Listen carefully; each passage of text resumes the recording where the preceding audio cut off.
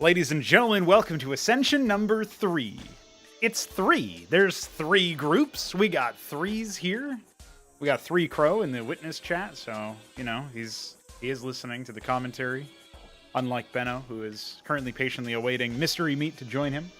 Those are our 3 competitors for Group A, Crow Cuisine, and that's what we'll be focusing on for now.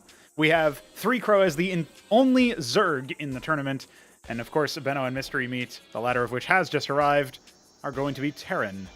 So that will be quite entertaining. A TVT on Repulsion to kick us off. I imagine we'll put our feet up, quite literally, and enjoy the slower start to the game that I presume we will have. Of course, Repulsion has been updated recently. I'll mouse over the map preview for you guys to take a look. You can see the middle of the map has been changed since the last tournament, as well as the third being on a high ground now, and the general flow of the map being updated. One of the ramps is, I think both of those ramps were the same size before, so they were both the wide ones, triple wide ones, or however many wide that is. Whereas now one of them is a bit smaller, thus making it theoretically a bit more defensible. But, you know, we'll get into the overview when we actually start the game, of course. This is just the pre-game stuff. Yeah, they do hear you, Con. Sure, I don't even remember what insane song that was from, but that's a reach. It's a blast from the past. What's up, Lucy? Oh yeah, speaking of jam, because of music, not because of peanut butter, I wanted to mention that Balethal has made a Protoss-themed song recently. He's not iterated on it just yet since the first rendition, and I gave him some feedback on it. But it's promising as an opportunity for us to have more background effects and music and whatnot. So it'd be nice to, you know, maybe have like a config, right? That's like, hey, my preferred race is this, and then it sets your preferred race, and then you also get to configure, you know, which music track do you like best. So we would have a title for Zerg, which would be the current one, a title for Terran, and a title for Protoss, and it'd be custom. I think that would be neat. So we'll see how that goes. But for now, the only balance update that was in this game, in this patch, well, I guess technically we changed a little bit about how a polyoid adhesive procs, where now it needs 2 attacks to get 1 stack. It's a little bit unintuitive, but it's more intuitive than it was before. And aside from that, anchors are now 150 minerals. So that's it. That's all. That's the only stuff there. But on pre-release, we have the selection extender, so, you know, things are going to be a bit different next time around. Ready, check. Oh, how about I type here? Ready, check. Question mark. I shall initiate that, and we'll get into our first match. Gotta do it in caps. Finally, an anchor. It's true. What's going on, Ben? Ben, Lucy, 3 Crow, Fagudo, all in the chat to witness the first match of Ascension number 3. As soon as Mystery Meat replies, let's do it. So, Benno and Mystery Meat, a rematch of semifinals from the previous Ascension tournament. Mystery Meat stomped them 3-0, and the games did not look particularly close. We will see if that is still going to be the case here, as we do have Benno starting in the bottom left, as well as Mystery Meat in the top right. Actually, similar enough shades, right? We got Benno as Coyote Brown, and Mystery Meat as Silver Pink. I remember this used to be called Bone. And that's not Bone-O, it's Benno, and he's not that color. So, unfortunately, no interesting nudges here and there. Now, we do actually have Fast Gas coming out of Mystery Meat. He has usually opted to bank for his quarry relatively early on in the game. So I would not be surprised if he goes for that before a Stockade. Obviously, meanwhile, the Stockade is the first structure of choice for Benno, and he does not seem too interested in going for a... Oh, now he's starting to harvest some gas. Okay, so seemingly potentially interested in either gas for the Cyprian. I think maybe if it was a double gas, we would see the gas for the quarry, which is now 50 gas since the last week's update, actually. Or maybe last tournament's update, I think. So, can't quite remember which. I think that's also technically new. Because obviously the update from last week included some balance updates, like the Larvosk Cesiant and the quarry being heavier in gas cost. And it will be a Cyprian first. Still no heavier gas income coming out from Benno, so he's going to be, you know, a little bit slower on the draw with the quarry, which isn't actually a huge issue at this point. He is up 2 workers, And that will obviously change in the next rotation, where he will be only up 1 worker, and then he will be even, and then that's when you start to see a fall off. It's 30 seconds to train the quarry or create the quarry, so as soon as he gets enough gas for that, he'll be able to do something about it. But right now, he's just pumping Cyprians. And since Cyprians are so slow on Repulsion, you have to imagine this is, that's where you're going to start to see a bit of a divergence in terms of, an economic focus coming out from Mystery Meat, who is up to, both of our players relatively equivalent in the early APM. Just a couple of tickles onto that worker would kill it. It does indeed get to be sniped, but it had a complete scout. He doesn't know that there's nothing over there, but Benno is not usually the sneaky player. We do have an updated Cyprian graphic yet again. We are seeing a little bit of improvements to the rendering and such. And those Cyprians will be taking the frontal stage. Having killed the worker by Mystery Meat is actually a pretty big deal for Benno, because historically he has had a little bit of a hard time with the, I left my Mason alive, therefore I'm going to build an anchor in your face. Instead, it will be an expansion attempt. The Mason stimming to chase down the Maverick rather, stimming to chase down the Mason. That one is not long for this world, but during that time, obviously a little bit of a, focus slipped, so some idle workers. Starting to stretch ahead in terms of worker count, ever so slightly, is Mystery Meat. And now that we have a second worker on the gas, Benno will certainly be joining him in the Quarryville. Of course, he'll also have this base. So he's actually going to have, I think, longer term, he's going to have a better status for workers. It's really a question of whether or not Mystery Meat is planning something a little bit more offensive, or is he actually going to go ahead and expand meanwhile, right? This is a warm-up game for both players. So it does have enough gas for that quarry, that all-important structure. See if he goes for it after that Mason finishes. And I think Mystery Meat will go ahead and start building an expansion himself, but he is starting to stretch ahead in workers.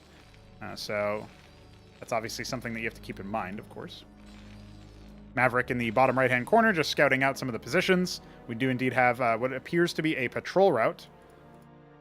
Yes, that's indeed what's happening there. That's what the yellow line is.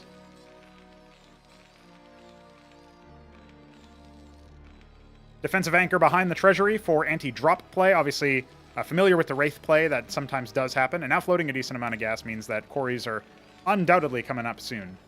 See what Benno has to say for himself. But yeah, it looks like a fairly defensive game. Double Fulcrum coming out for Mystery Meat, so that is going to be the first big deviation. And presumably he's going to add on a vestry to his stockade, judging by what I see there. Quarry at the treasury, but not yet at the main. See if that changes anytime soon, or if he's just going to continuously produce workers instead. There it is. So even though he's now down by 2 workers, obviously, the expansion has been up a little bit longer. He's not mined from it. So this is a little bit of a lack of an advantage here that Benno could have had, economically speaking, to claw back some of the disadvantage from not having an early quarry. But presumably he's going to be just fine in terms of, harvesting more resources. Adding a second stockade now, going to, be true to his name, true to his namesake, true to his vibes. Starpad as well, so that'll be the Wraith play. Cyprians in both bunkers. Both anchors, I should say. And yeah, no worker transfers either, so this is something where Mystery Meat is clearly a little bit ahead of the rest of the class here. Transferring workers is an important factor in Cosmonarchy Brood War. Anchor's going to take a little bit more of a conventional position, which means he is a little bit vulnerable to any airplay, but he's not expecting that out of Benno. And we know that based on what Benno's up to. That is very much the case. So, third production queue is now available for Mystery Meat as well. This worker advantage will undoubtedly maintain a relatively even keel. It's actually going to be double scrapyard, interestingly enough. So we are seeing vultures out first. Mystery Meat going to go ahead and drop the vestry. Shifting the stockade a little bit further to the left of his command center, his ministry. Not sure if that was actually intentional or if it was just, sometimes you fat finger it, especially if you've got quick targeting on. And taking a third faster than his opponent, that's Benno. Very interested in trying to go for that.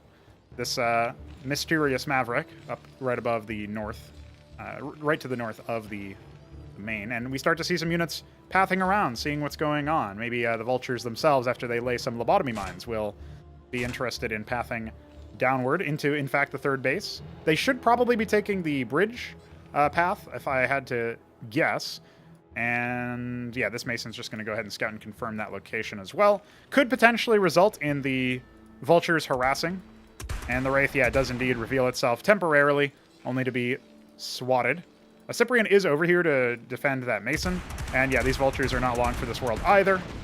Not enough of a response. The Cyprian already here. So Benno's actually, you know, whether it's intentional or just circuitous, you know, happenstance, Benno has fended off any early plays, you know, wounding the Wraith that will go back home to be repaired. Another one is ready to, you know, move around a little bit. Obviously, this the Cyprians and this anchor can't actually reach down here, so that's an area where Benno may be forced to drop a Watchdog or something to that effect, but he's got plenty of money. He's filthy rich. Go ahead and drop a defensive anchor behind this third base treasury as well, and that will indeed indicate to Mystery Meat that, hey, it's probably a good idea if I jump over towards a third myself. Now, meanwhile, some Blackjacks are out. They aren't spectacular against Cyprians because they don't have great armor, right? They, in fact, don't have any armor. But with a Shaman out as well, some Clerics potentially to try to keep them healthy, they can be a formidable force. It's just a question of, you know, is it going to be enough to deal with all the Cyprians? And I don't actually think that that's true. Good anchor over here to cut off any more frontal attack, which is actually, it looks like where Mystery Meat is going to be, you know, paying some attention. However, that anchor is not currently staffed, so as more Cyprians come out by the twos, by the pairs, see what other kinds of progression are going to be going on over here. More Blackjacks coming out. You can kind of think of them as souped-up Mavericks that are available at Tier 1, but obviously from a different structure, right? And the longer that they exist while taking damage, the less stats they actually have. Yeah, there's nothing in this anchor, so this is actually really bad timing, where Benno is a little bit slow to respond. And he's, in fact, not even going to... Oh, this is... Never mind. This isn't even his anchor. I was really confused by that. I was like, wait a second. No, that's actually Mystery Meat's anchor, so, you know, fancy that. I just assumed, oh yeah, obviously it's going to be, you know, an anchor owned by somebody else. Anchor owned by Benno. And it does get revealed, so, you know, 2 Blackjacks to an anchor. I actually don't think this will be too terribly difficult to deal with. However, the Cyprians are pathing all the way around to catch 2 simple Wraiths, so this is a case where, you know, maybe there needs to be a little bit of a more aggressive response here from Benno.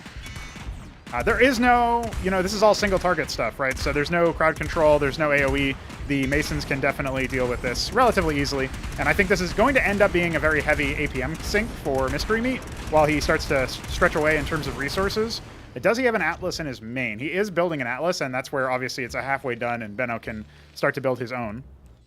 Meanwhile, the Wraiths are still just sort of being annoying and scouting. No Star Pad or Vestry for Benno, so he cannot detect. Whereas obviously, particularly against Wraiths, you could put 1 Shaman in each mineral line. That's a somewhat of a steep, you know... Well, there they go. They both fall, so... there aren't... I don't think there are anyone's lying around for Mystery Meat to immediately rescout or whatever, so... that's whatever. This Atlas is going to be a little bit safe, and 2 Fulcrums coming out as well, so clearly Benno, knowing the score here, he probably wants to move that anchor a little bit elsewhere. So despite some feat-based shenanigans, we do have some additional Fulcrums coming out. More... presumably, I think he's actually going to stick with these scrapyards. I did play a game against Mystery Meat somewhat recently, and he did really like to spam out Blackjacks even in, you know, Tier 2, Tier 3 territory. Albeit on maybe a lower econ map. But it's quite possible that he's going to go for something like that, instantaneously going for the Fountainhead. So I think what we're going to see is mass Starpad into, mass Starport into something like Sundog spam. That's exactly what happened to me. So it wouldn't be surprising. Both of our Terran players having 2k minerals in the bank. Plenty of Sentinels able to be used here, and a ton of Stockades coming down as well. Well, 2 extra Stockades. The Atlas is nearing completion, so it will indeed afford Benno with the opportunity. He's now taking a 4th. Nothing of the sort in sight for Mystery Meat. And yeah, Benno's not being very aggressive whatsoever. He has not moved across the whole map. The only unit that he's moved across the map was his initial Worker Scout. So that can kind of tell you a little bit about how Benno is playing this. But worker count's relatively even for this stage in the game. Starport's coming down to accompany the Palladiums being added on to these Fulcrums, so that's somewhat interesting. I know that another thing that is liable to occur... Oh, it's actually going to be Mantles here for Mystery Meat. Not interested in the Starport play, it looks like. But another thing that's liable to occur here is he's actually going for more Scrapyards. And I would not be surprised if Mystery Meat goes for something like nukes in the later stages of the game, right? Morning Stars, as they're now called. But we'll have to keep watch to see if he ever goes for something like that instead of quarries. One thing to note is that the ministries here, or the lack of ministries here, means that this base is a lot more snipeable, right? In fact, I think Morning Stars are very effective against a treasury because I think a single one of them will get it to burn down stage, and obviously the radiation field will stop any Masons from successfully repairing it. So that alone is one of the reasons why you might, in TVT particularly, want Ministries over treasuries, but both of our players opting to avoid something like that. And of course, you can just drop treasuries up here or something and add anvils if you really need to, so it is a possibility. Some Gorgons popping out of the starports. 50 gas a pop. Additional Phalanxes, additional Cyprians. Very classical Terran vibe army here. And the 4th base coming out for Mystery Meat beneath his main, so excuse me earlier. Sentinel will kill that Cleric, which bravely scouts ahead. Some more Sentinels and Watchdogs being put down. He will confirm that there's nobody mining over here, and he still has this Maverick from way back. So that's a thing.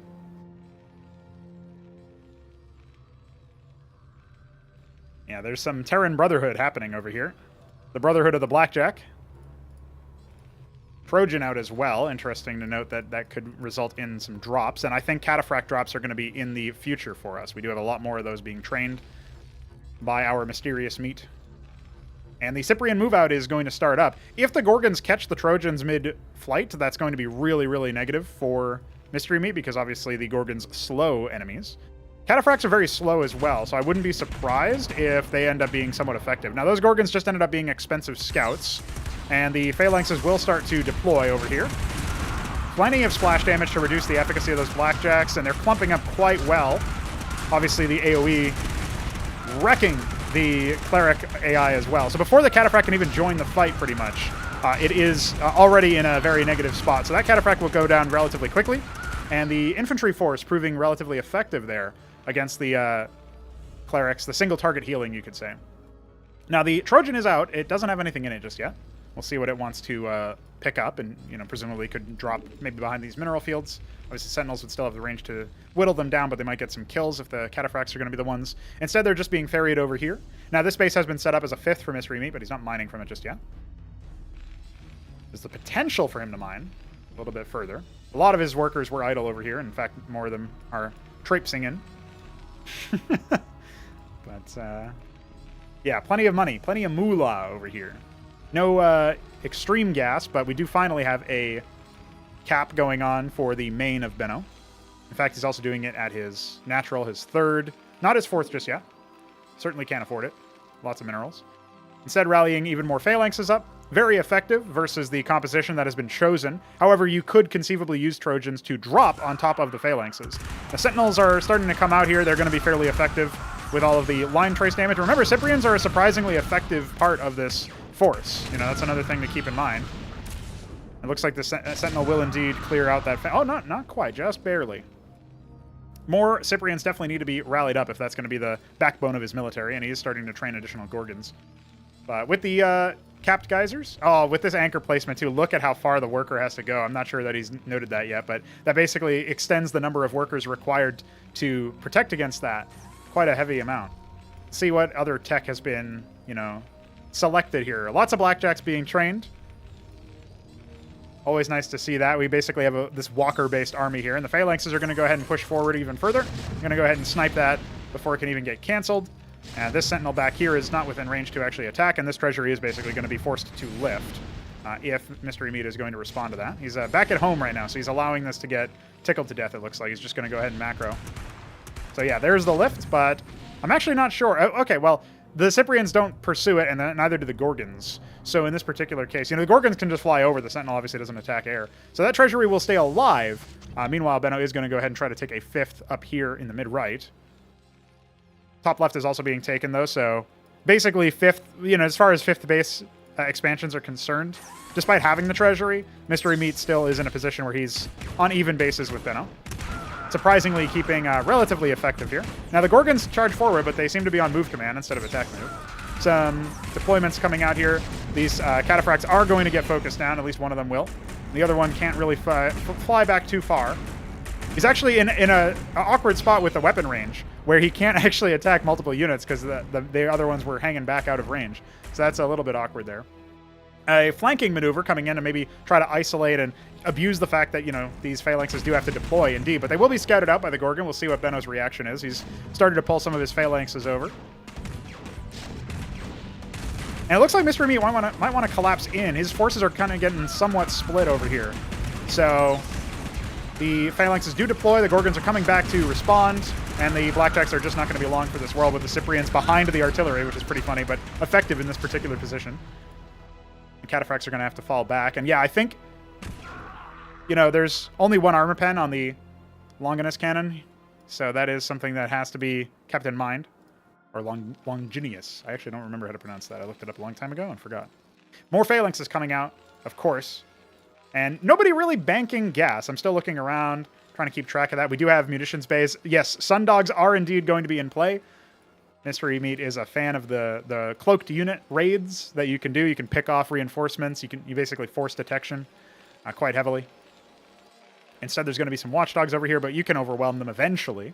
Obviously, it's not very cost efficient, but, you don't necessarily need to be cost efficient. Although at this point, I mean, Benno is actually ahead of you in workers. I would say Benno has the map and tempo advantage, as well as the comp advantage, until this Sundog swarm starts to really take shape. However, a lot of Ramses are starting to be produced, which are sort of like souped-up Cyclopses or souped-up Blackjacks, right? Rates are going to go ahead and scout around and see what's going on. They'll scout that there's still no tier 3, nor is there a tier 2.5, and Benno's actually keeping his gas relatively low, whereas, Mystery Meat, on the other hand, really, it depends on how many more Sundogs he wants to queue up. Well, one of the Cataphracts does get pulled into Cyprian Hell. It's going to go ahead and get taken care of. This base still not really able to be mined, right? The treasury is just sort of floating in 0G. And yeah, just sort of hold positioning here. So this little force is going to be fairly cost efficient, obviously, versus the Cyprians. And the deployments are going to come out and zone them away. So they'll actually stay alive, which is pretty effective, and they'll even stay on the high ground. Some of the Gorgons are going to go ahead and be on attack move to start tickling the Cataphracts. He pulls them back, but again, Cataphracts don't deal great amounts of damage to more heavier duty units, right? They're mostly like anti-Blackjack, anti-infantry, that sort of role. So maybe anti-Wraith even. But he's really worried about the splash damage there, but it's clearly not a massive requirement. Or it's not even really splash, right? It's just general AoE. Now, Ramses do deal splash. More conventional splash. So, or perhaps not. Well, it doesn't say so on the tooltip, but I'm pretty sure they deal splash. No. Lots of workers, my goodness. Needs another base for sure here, Benno. 6th being taken by Mystery Meat. This base not being contested whatsoever. And the Sundogs are going to start to do some tickling. Now, the Gorgons can respond to this. Again, Sundogs have really very limited DPS versus armored targets. But there's just so many of them that it seems quite unlikely that Benno is going to be able to do too much here. The splash damage from the Sundogs absolutely obliterating the worker line there. And, of course, all the Gorgons were low HP from Watchdogs and also clumped up. So that didn't work out too well. There are some Cyprians over here. As soon as those get revealed, they will deal some damage to the Sundogs. But yeah, they were the first target as well and also clumped, so they were not split. Yeah, at this point, I think Mystery Meat is going to get a significant tempo advantage, and the workers are not being saved. So see what Mystery Meat wants to do as he continues to level this base up. Some Gorgons on attack move. Again, not very effective in that context. Definitely want something more on the AoE side. Some Valkyries have been trained as a result. But this is the problem, right? Benno never scouted this, so he gets totally bamboozled. And his defensive forces and general defenses were quite limited. You imagine if maybe he had some anchors for some Cyprians in those bases, he would have been a much better spot. But now he's going to start losing the Phalanxes. Some Cyprians are here to deal some pretty good counter damage. Force the Phalanxes again. The unit control a little bit sloppy there. And he could have indeed, deployed them on this bridge. Maybe had these Valkyries in play to start dealing with this. And yes, this Maverick claims the life of the Mason. Valkyries are here, but they are not responding. Well, in fact, they're just going to fly right into a bunch of Cyprians, so there goes that. However, there's a pretty big walker force. They're kind of getting clumped up here on the ramp. Could have been better pathfinding there for better unit control, you could say, for Mystery Meat. So I think Benno will still be able to stay alive, but he did lose 2 bases. So now at this point with 6 bases to 3, obviously the main almost nearly mined out. Natural kind of in a similar spot. Okay, so that's equal. So really, oh my goodness, he's actually got nothing in the 3rd base either. So mineral-wise, I mean, he's got a huge bank. So he's not really in jeopardy right now, but long term, not going to be in a pretty good spot. I did like to see the Ramses get poked to death by a Goliath at the last second there. Very nice, very nice. So this base will indeed get forced to cancel. Another army being put down. Benno floating tons of minerals. A 6th base not actually fully operational just yet, but some of these workers are going to start harvesting minerals shortly. So at this stage, with almost 9K in the bank, you have to think to yourself, okay, Benno, what do you got for us? He is close to the tier 3 breakpoint as far as the tech is concerned. Data already coming down for Mystery Meat, though, so he's behind the times on that. At this point, I think Mystery Meat will have the capacity to just sort of... Oh, there on move command. Will have the capacity to, you know, see what he can do as far as tightening the noose. At this point, I think he's pretty much wrapped this one up. Sundogs are out again. Some Cyprians are here, but they are on move command again, so they are not going to be too effective. The Watchdogs were pretty good at actually doing quite a bit of damage here. Again, not a very cost-efficient trade whatsoever. Compared to the 2 Watchdogs that he had before, you know, and these Sentinels are even going to finish, so do a little bit of superficial damage to this military here with the line traces. Obviously, the Clerics trying to keep things healthy, and so far they're being quite effective with that as well. Yeah, just confirming no base down here in the bottom right. The Valkyries sort of moving around, but there's not a mass air transition per se. It was just the Sundogs, and they have mostly been taken care of. Now, there are some over here, and they are indeed tickling this. So the Valkyries will be over here, but not fast enough, right, to really do too much. Oh, well, getting a little greedy there to try to go stay around for that phalanx. That could have been punished, but again, the unit control not necessarily there for Benno. I don't think so, buddy. Now, this attack force is likely to get cleaned up just by the stragglers that are left over here. The Anchor actually falling back a little bit here instead of forward. And yeah, this military force just being pulled forward by the units. Again, this is all automatic, right? This is all battle reactions as opposed to Benno actually actively working here. But he is going to go ahead and deploy them into siege mode. Not going to recall the Cyprians. This Mason tickling that Mason. Calls in the Blackjack for support. And this force over here, yeah, you've got the Valkyries, but what are they going to do besides absorb targets for the Cataphracts? And the Cyprians are going to go ahead and help to clean this up, but it's going to be somewhat costly. I think it's pretty clear at this stage, especially with, again, no Daedala in sight. He's close to it, but he doesn't have it. And even then, he starts to spend some money on something else. Yeah, at this point, Mystery Meat pretty much has this wrapped up. It was a much more competitive game from Benno than I expected, considering how one-sided the previous affairs were. So, nice to see that for sure. In fact, these forces are still tickling. And trying to siege them up there is not the best move either. Yeah, for that reason. Just barely out of the range, too. Oh, he starts to aggro some more units. Well, there you go. Yeah, these are all minor notes, right, at this point. You know, there's a much bigger army here for Mystery Meat, so would expect more of that. Sundogs coming in, rampaging. The Valkyries are here to deal equal amounts of rampaging, but they can't shoot down. And they're starting to get tickled by other units, so. Quite heavily softened up here.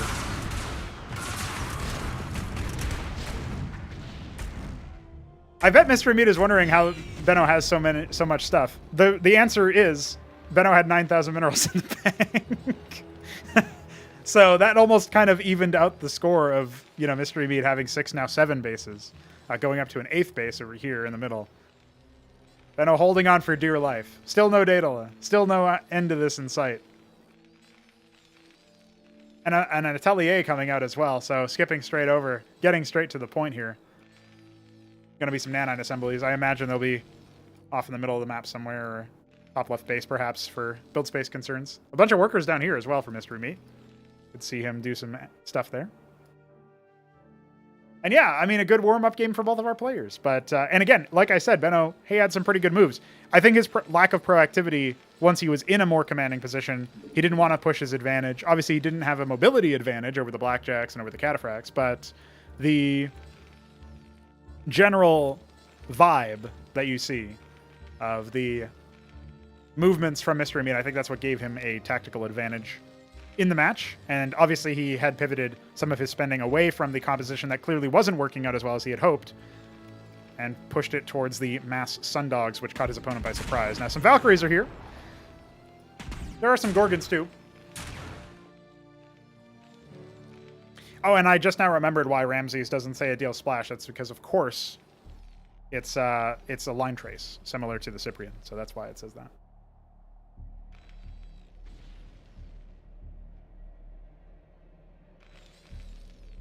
Treasury coming down to the bottom right. Looks like the Gorgons were cleaning up the Masons over there. We do still have this spinning man. Even more units. Mystery Meat hoping that the next tournament can be played on the patch that has the selection extender. And nanite assemblies indeed coming up. 3 of them in the top left as the Atelier has concluded. So that will be pretty much straight into either Centaurs or Hadrons, depending on how long Mystery Meat wants to drag this out. I do like the placement of the Watchdogs. Kind of surprised I don't see any Daedalus, or Diadems, rather. But, you know, you don't necessarily need them. And a massive amount of Cyprians here with the Sundogs ready to potentially abuse some sort of take. In fact, they're just going to wait for the Cyprians to get cleaned up for the most part. Now, there are more Cyprians back here. However, the ones on the front line have already been taken out, and that's the Phalanx line, if you will, the Conga, pretty much taken out. Now, the Gorgons are here. Some Valkyries as well mixed in. But the splash is just, it's too damn much for the Gorgons to deal with by themselves, so that was a much more cost-efficient trade. Again, Gorgons not having the most armor.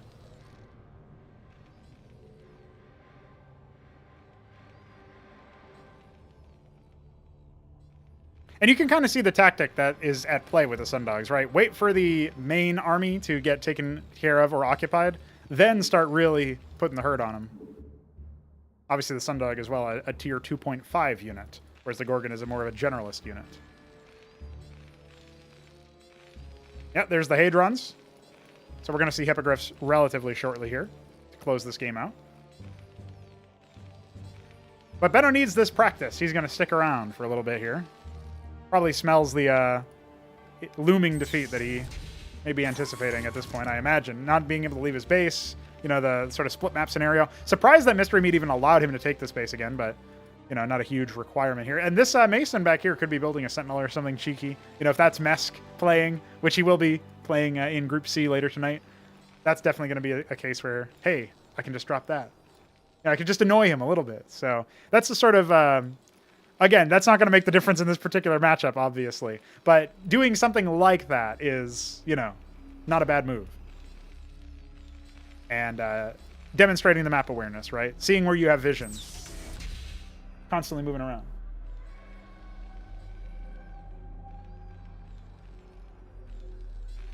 Now, there are Watchdogs over here. I don't think this amount of Sundogs is enough. They cannot win the dog war, almost certainly. But these ones will reinforce to help it happen. I think you can pretty clearly see, based on how bruised these ones are, that would not have gone super well. Valkyries are here to reinforce. Some units moving out on the other side, but there are Sentinels here to accept them. And, of course, the Valkyries are not able to catch their prey, the Sundogs being much faster in that respect. So even though they are essentially the paper planes of old, they do indeed get out intact.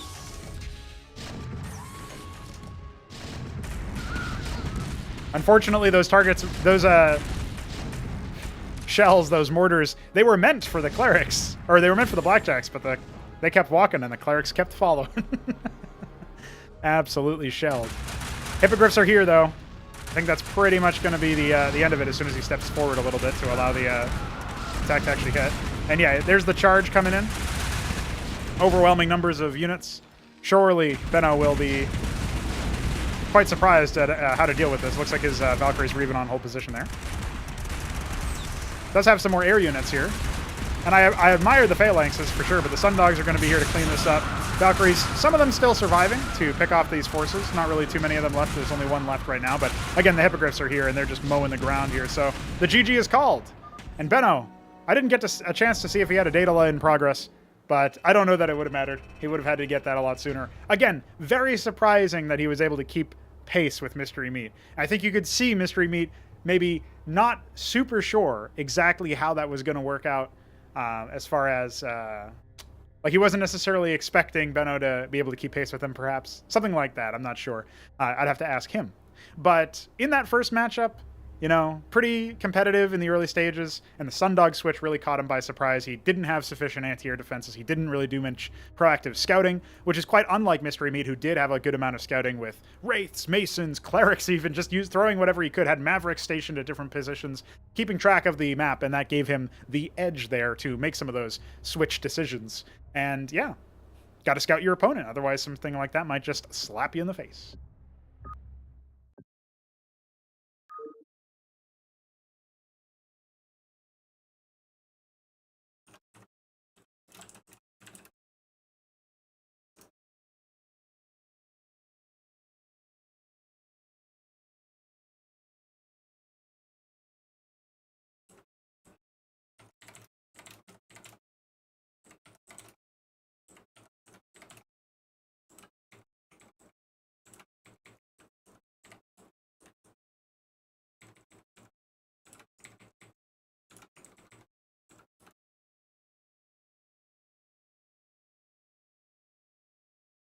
Equilibrium is selected as our map number 2.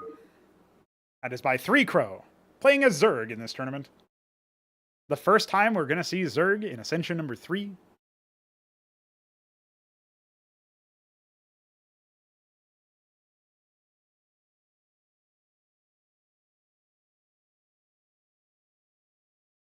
Of course, I have to send 3Crow to the sleepy bird bed for now, such that he does not listen in on the commentary.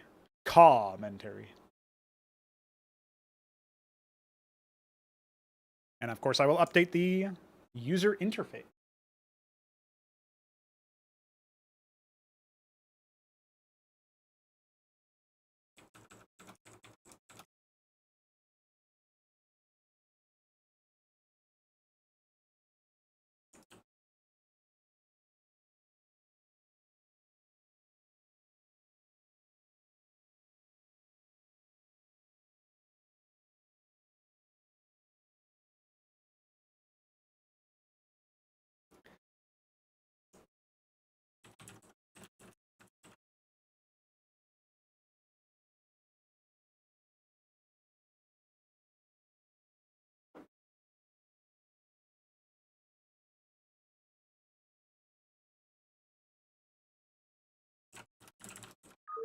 Hope you guys are enjoying Ascension number 3 so far. Always nice to have these kinds of tournaments. I am certainly happy. Equilibrium will continue Group A. 3Crow making his debut. We do indeed have Mystery Meat already warmed up, whereas 3Crow has the advantage, not necessarily of being warmed up, but by considering his opening move. He does instantaneously have one Droleth on gas, the Tyrian Purple Zerg on the right side of Equilibrium, the Electric Orange Terran on the left side of Equilibrium, a map by Week7 just like Repulsion. Now, I expect that this game could be much more volatile in terms of length. Now, I don't recall, actually, if 3Crow and Mystery Meat have ever played versus each other. So this might be a debut in terms of this particular matchup. It looks like 3Crow is going to go for a Hydrock opener as he scouts out with his Droleth. I say that only because, well, technically it could be Zorkaz, but it feels like maybe it's not as optimized as usually the Zorkaz ones are. So that's why I'm guessing it's going to be Hydrock. He does have the resources to put that down, so I think that'll be his go-to, and indeed it is. Mason scouting out. We do indeed have the Droleth as well. In the middle of the map, they will meet each other, and it will be a Stockade opener, classically after the Quarry, with no gas being harvested in the bank, so it will be a Maverick first. And for a moment, the worker count shall be in 3Crow's favor. Of course, he will get a Larvosk Cesiant himself. And the Hydrock opener has been scouted. The Droleth is going to go ahead and move around the map. 3Crow is going to do his darndest to have a better showing than previously. He can't afford the Larvosk immediately, and is going to go ahead and mutate it.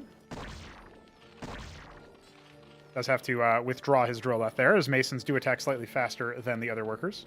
A trade-off for them, you know, harvesting, or having range, right? The Mason has no range.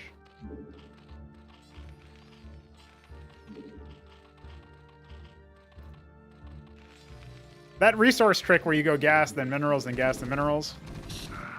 That was an interesting move. Got him. It's not really that useful, but it does technically steal 4 minerals from your mineral field before it gets depleted. So there you go. Hydralisk will go ahead and take care of this intruder. So the workers will be slain. But now the Terrans have already started to stretch out ahead. Now, it being a Hydra first is kind of interesting, right? Because, you know, that kind of clues in Mystery Meat as to where he needs to put his units. Now, the anchor is going to come down, but a Skither Core is on the way. So we could see a sort of push and pull where the Hydras remain at the front and the Skither Core comes in to harass at the back, thus forcing some of the infantry units to move there. Maybe the anchor lifts off to move over there, and then the Hydralisks can come on in sort of unperturbed. But it really depends on if that's what 3 Crow wants to do. Does he want to be somewhat aggressive in the early stages of the game? And I think based on the Izira Core plus the Skither Core, that kind of does tell you he intends to charge the front and harass from the back. So we'll see how coordinated his forces can actually be. He's down by 6 workers, which isn't really unexpected in this particular matchup. A Watchdog is being put there on the back line, though, so that does kind of stymie his attempt. I mean, he can obviously... Maybe he can station it in the perfect position right here to force a lift on the Watchdog, but I'm not actually sure that that's going to be sufficient. So, yeah. Just a single setup here. Nothing really too crazy. Now, there is a Mason on the way. And that should be made aware, right, by 3 Crow. Yeah, it's just going to get cleaned up. So that'll scout out the ground army, right? But I'm not sure that Mystery Meat is aware of that. Well, he's going to be aware of it now. Walling with the treasury, not a bad move. Obviously, you can just lift that off when you're ready. And is he going to go for yet another... I'm not sure if he intended to go for another anchor there and just spend his money or what.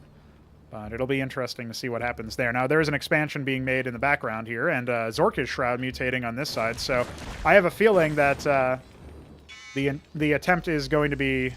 or the intent in general is going to be that, you know, just try to contain him. Recognizing you can't really break him, you can't really kill him.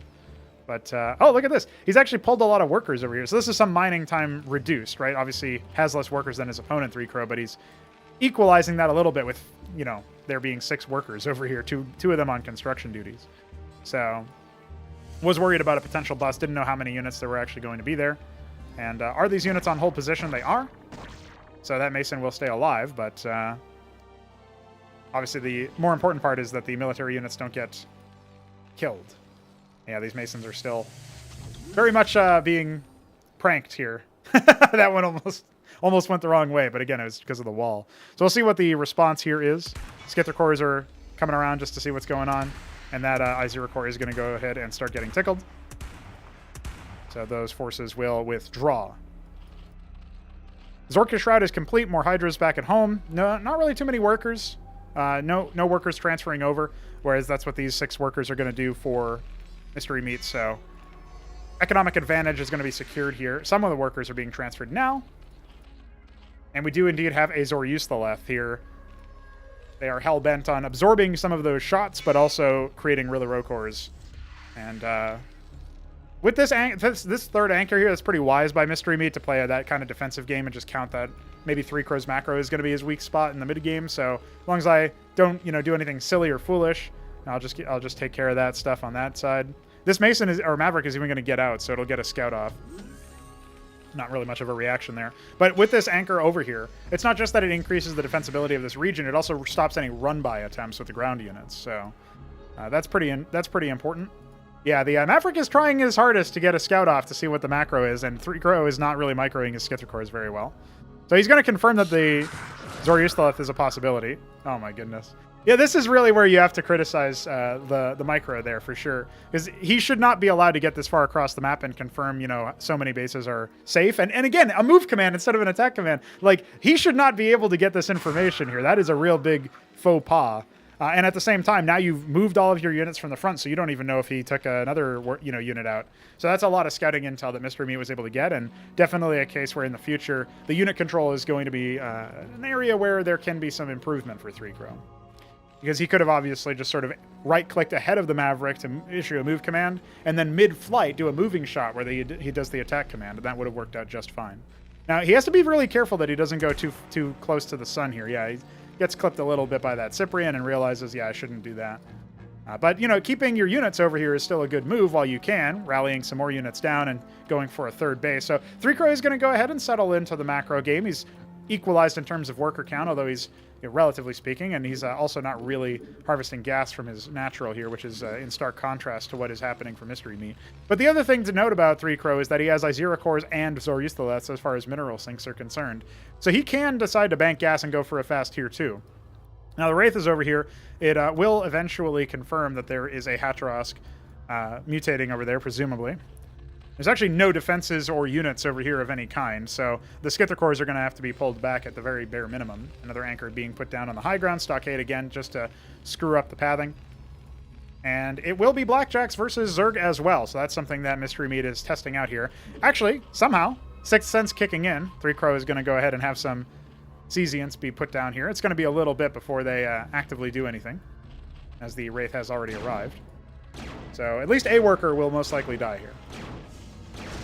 And in fact, there was an attempted bust meanwhile, but there are so many anchors over here.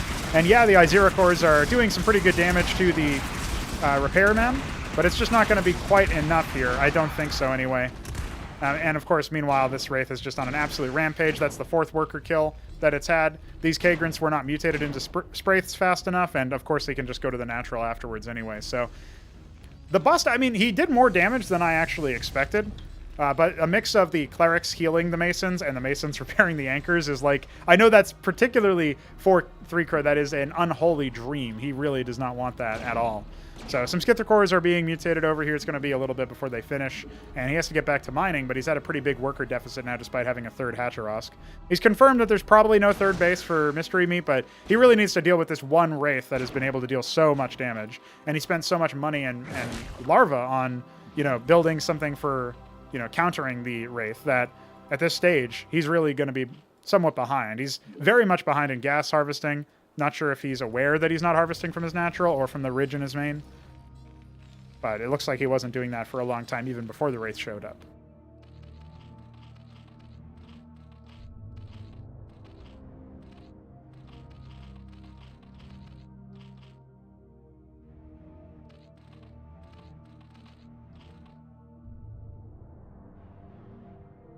So we're just surveying the battlefield here. An Atlas has already gone down, and a treasury for the 3rd base is going to be built on in the main and lifted off afterwards. 3 Crow now withdrawing to his main, so giving up an opportunity to continue the contain and make it difficult for the Terran to move around.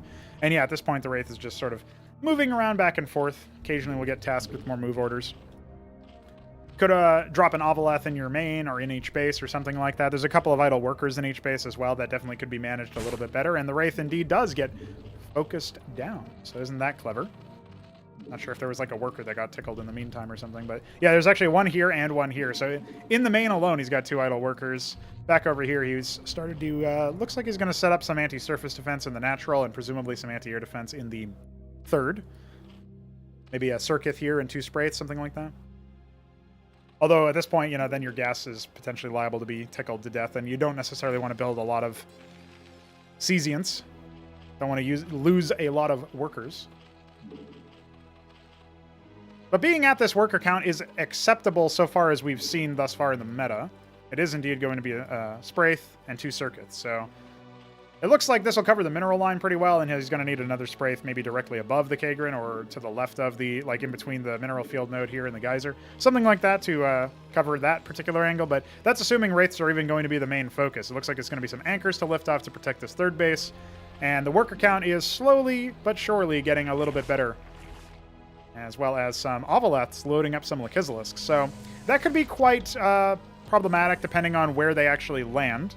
Of course, there's not really an easy path into the main at this point, and it is going to be a Fountainhead as well as some more Scrapyard Fulcrums on the way. An interesting playstyle for sure. I don't think that as a composition it worked out too nicely for Mystery Meat in the previous matchup, but it was strong enough and well-rounded enough that it could you know, assist the more air-focused movements there. So actually, despite the fact that 3 Crow has significantly less in the terms of the military department,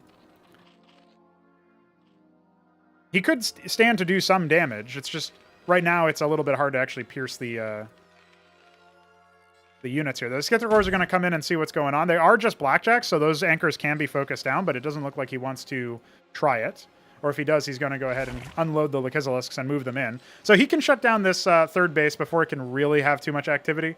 Now, the units over here are certainly going to be interesting to Mystery Meat there.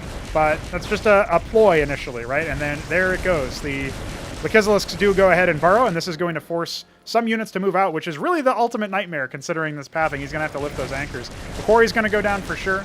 And I think at this point the Lakizilisks can go ahead and burrow and tickle the next anchor to death. An attempted repair is coming out, but obviously that's not going to be enough to do too much. Those Masons are not long for this world, in fact. Well, here's the Anseal. The Skither cores are the main threat for it.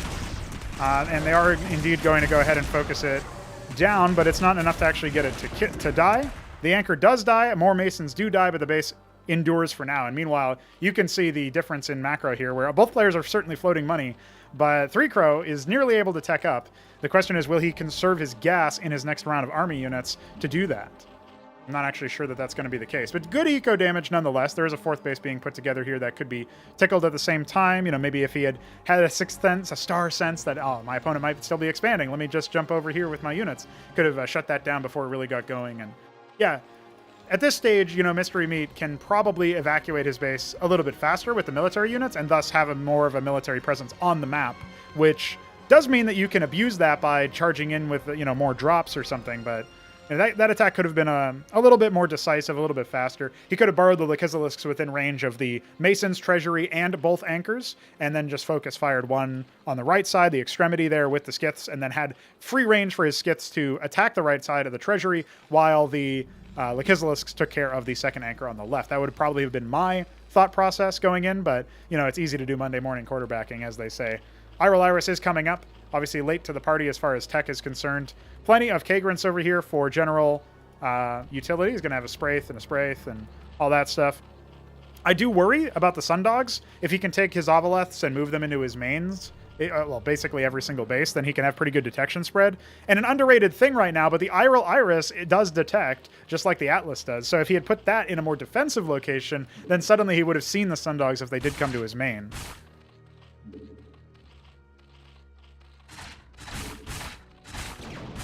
A little bit of a silly goose move over here, but, you know, nonetheless, yeah, that's going to get tickled almost to death. One more shot would have done it.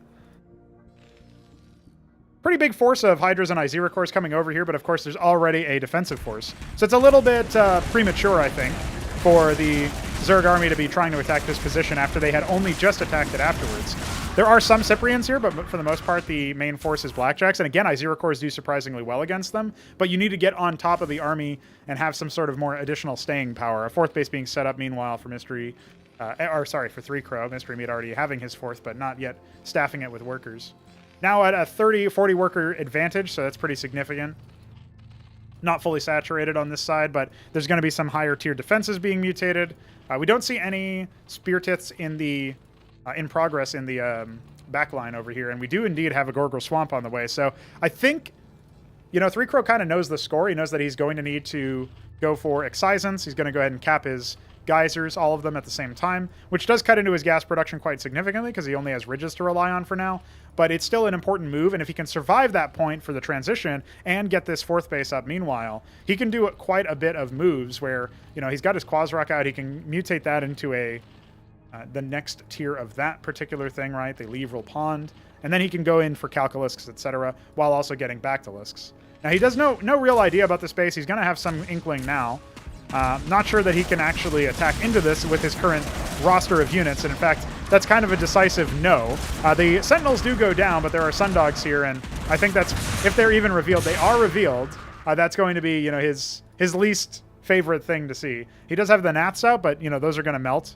The Calculists would do a lot better, I think, if he can get to the point where he can mutate them, but his Leveril Pond only just started, and his gas income only just came back online. So that transition point is looking much more volatile than he might have initially anticipated. Now, the Sundogs are going elsewhere. The Nathracors can defend this fourth base if that's what Kian wants to do.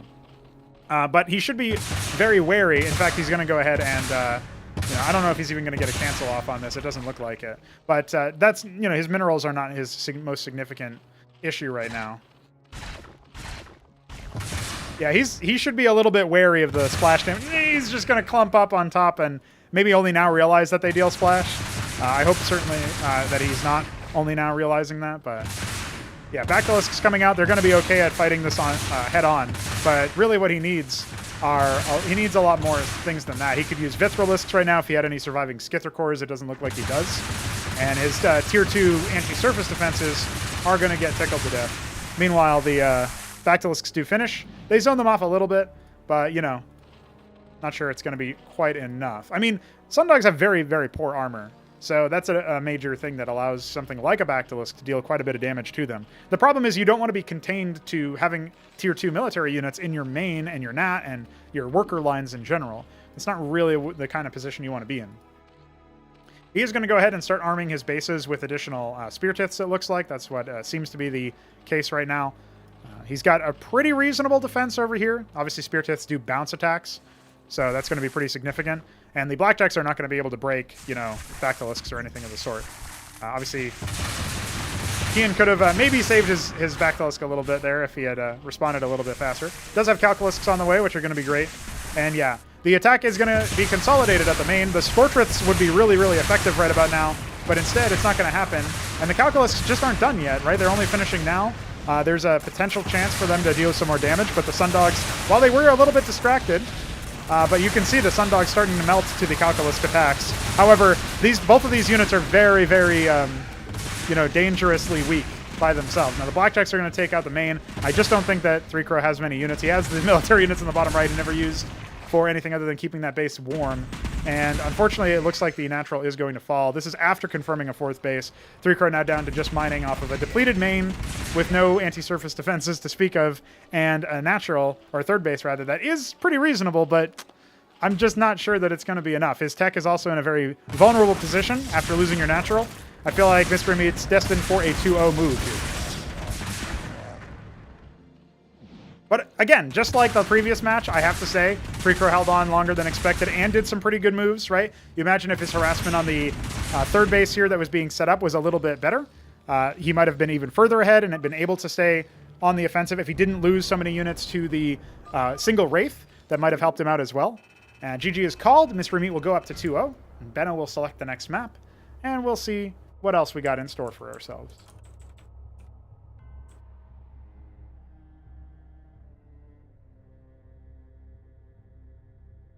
Okay, will be the updated Crossguard being selected, but in fact, Crossguard is not in the map pool, so... Absolutely owned.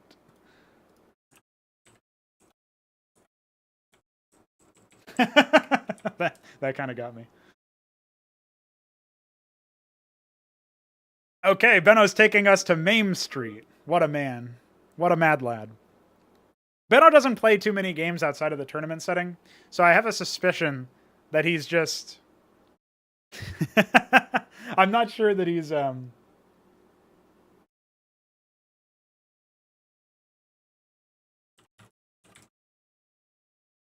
Yeah. Not sure he knows what any of these new maps are, so he's happy to resolve onto the maps he's aware of.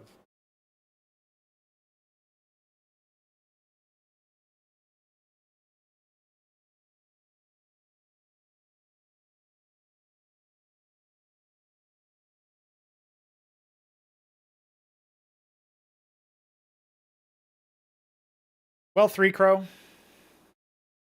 like I was saying as my post-game wrap-up there, you had some pretty good moves, especially the Lekizalisk drop that turned into just a more general harassment. Feels like if that had gone a little bit better, target selection-wise and unit control-wise, you probably would have been in a better spot.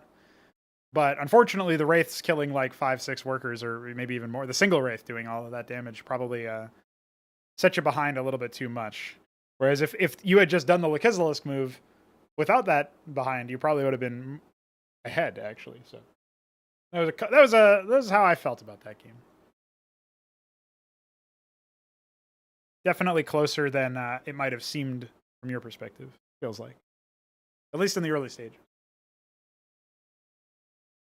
It's like that, you know, the big ticket item there was the transition timing of you capped all your geysers at once, which is, you know, it's a move if you can actually hold off them.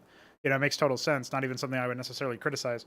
but you capped them all at once, so your unit production was hamstrung, and then you had no idea that the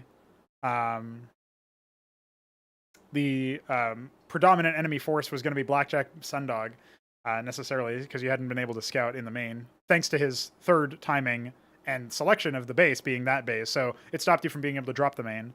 So then you couldn't really get any info on. So yeah, I feel like generally speaking, there's a couple of things go a little bit differently. That game's a little bit longer, a little bit closer. But it was already like the main was like the main attack or whatever was, is more back and forth. So improvement has been had, I think. And yeah, I didn't actually get a chance to watch that particular battle because I was too busy looking at the Wraith killing your units. I only switched back a little bit afterwards because I saw that it took a while for you to respond to the Wraith threat. Meanwhile, when I had looked there, I think both of the Zorisleths had already died. But most of his military wasn't even Cyprians, it was Mavericks. Which doesn't mean that the Zorisleth isn't effective. It's obviously effective against Mavericks too, but he had 3 anchors and he had a 4th anchor in the back, like on the high ground that he was about to garrison as he started to attack. So it was that was a really, really tough ask to breach at tier 1 for Zerg, with so much invested in that. Whereas if you just maybe try to contain from that point, because he can't really do anything. He's invested so much money in minerals, like that's 600 minerals and anchors alone. He goes up to 900 with 2 more anchors for his 3rd base. Like that's a lot of money that you can effectively make, not useless because it's fending off enemies, but still a possibility.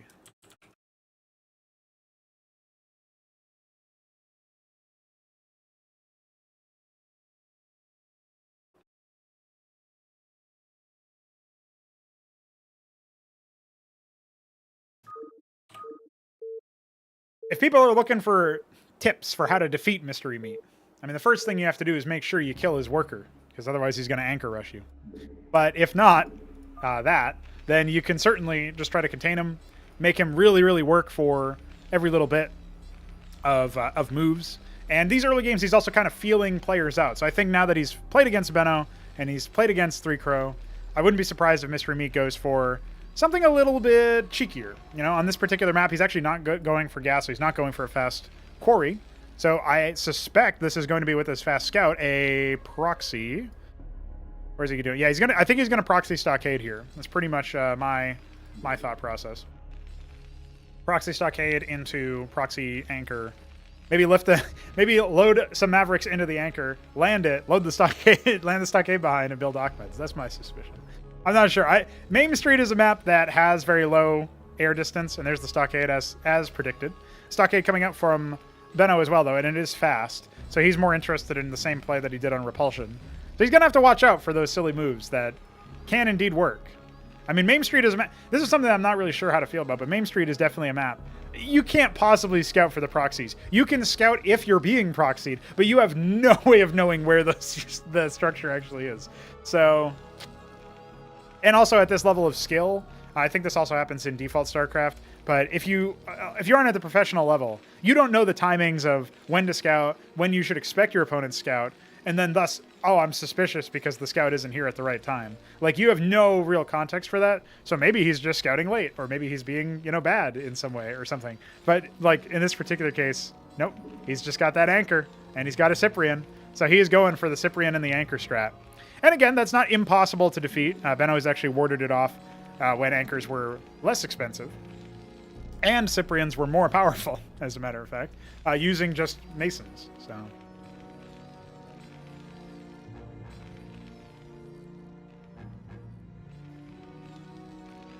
So he will scout and see no structure at around the same time as the one Cyprian and the Mason. Oh no, it's going to be 2 Cyprians. He's not going to bring the Mason for repairs. He's just going to build another anchor behind this. So he's really committing to the cheese here, and doesn't really have a good follow-up. So what is the response here? A treasury already coming out. He does have a 3rd Cyprian of his own on the way. Can he respond to this threat? It's really going to come down to execution. How many workers can he not lose during this time? If he only loses 2 or 3, well, he's still fine, But the response is not immediate. He's going to go ahead and lose 2 before he's even got a chance to do anything and start to take some damage on the Cyprians. So this is not looking too hot. I mean, he does have the treasury halfway done. But what's he going to do in response to this? Mining totally shut down. This is not the good early response that we were necessarily looking for. He is going to go ahead and charge forward. Remember, this is the third one already taken care of. Fourth, we're going to count the worker deaths together. I think there's going to be at least a 5 or a 6 coming out here. Oh, I'm actually quite surprised. He only loses 4 workers. And the mining time also probably counts to like maybe effectively a 5th worker lost. But at this stage, you know, he does thwart the first move. Now, there is a second one coming. These Cyprians will probably scout it on the way. Well, they move a little bit out of the way. I don't think they necessarily have the vision at this stage. And he does have the treasury down, but he's not transferring the workers there. So, does he see it? Does he hear it? Right? No, he does not see it or hear it. He's going to go ahead and target it with Cyprians. They are going to die horribly. Okay, well, the double anchor cheese was not expected and not scouted for him. Benno, you know, the slow game just doesn't work. Doesn't work. His moves were not there, and he's very. I think Benno has a very stable play style where he just moves in, and like responding to cheese is not necessarily his strong suit. So, I mean, you pick Maim Street, you get fucking maimed. What else can you say?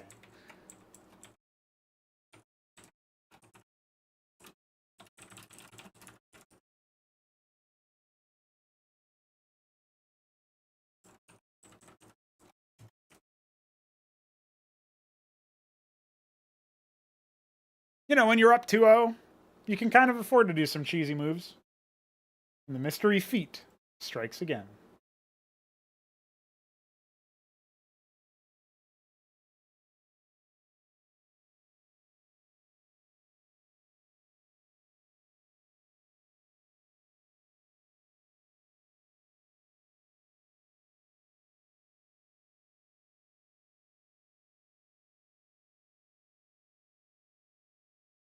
I have a feeling... Oh, never mind. He's here. All right. So our first 4-player map will be selected here.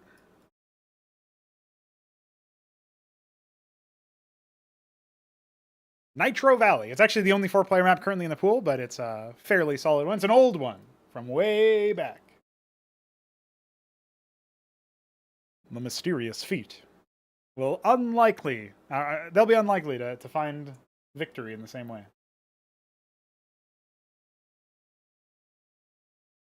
And off 3 Crow goes out of the sleepy bird bed, such that, or out of the smashing station, such that I can smooch him without him hearing. I think when you get cheesed, the biggest thing you need, and something that Mesk said, you need to remain calm. You need to be composed. And I don't know that Benno is necessarily like that. So we do indeed have 3 Crow and Mystery Meat. Cross spawns on Nitro Valley by Night of the Realm. Night of the Realm Row Valley. And we have the Mint Zerg against the Goldenrod Terran. Let's see what can be done here. 400 APM, my man! 3 Crow not fearing arthritis. One of the maps that doesn't set you to ally the players, so I'll have to fix that just for the convention. Not really going to make a difference.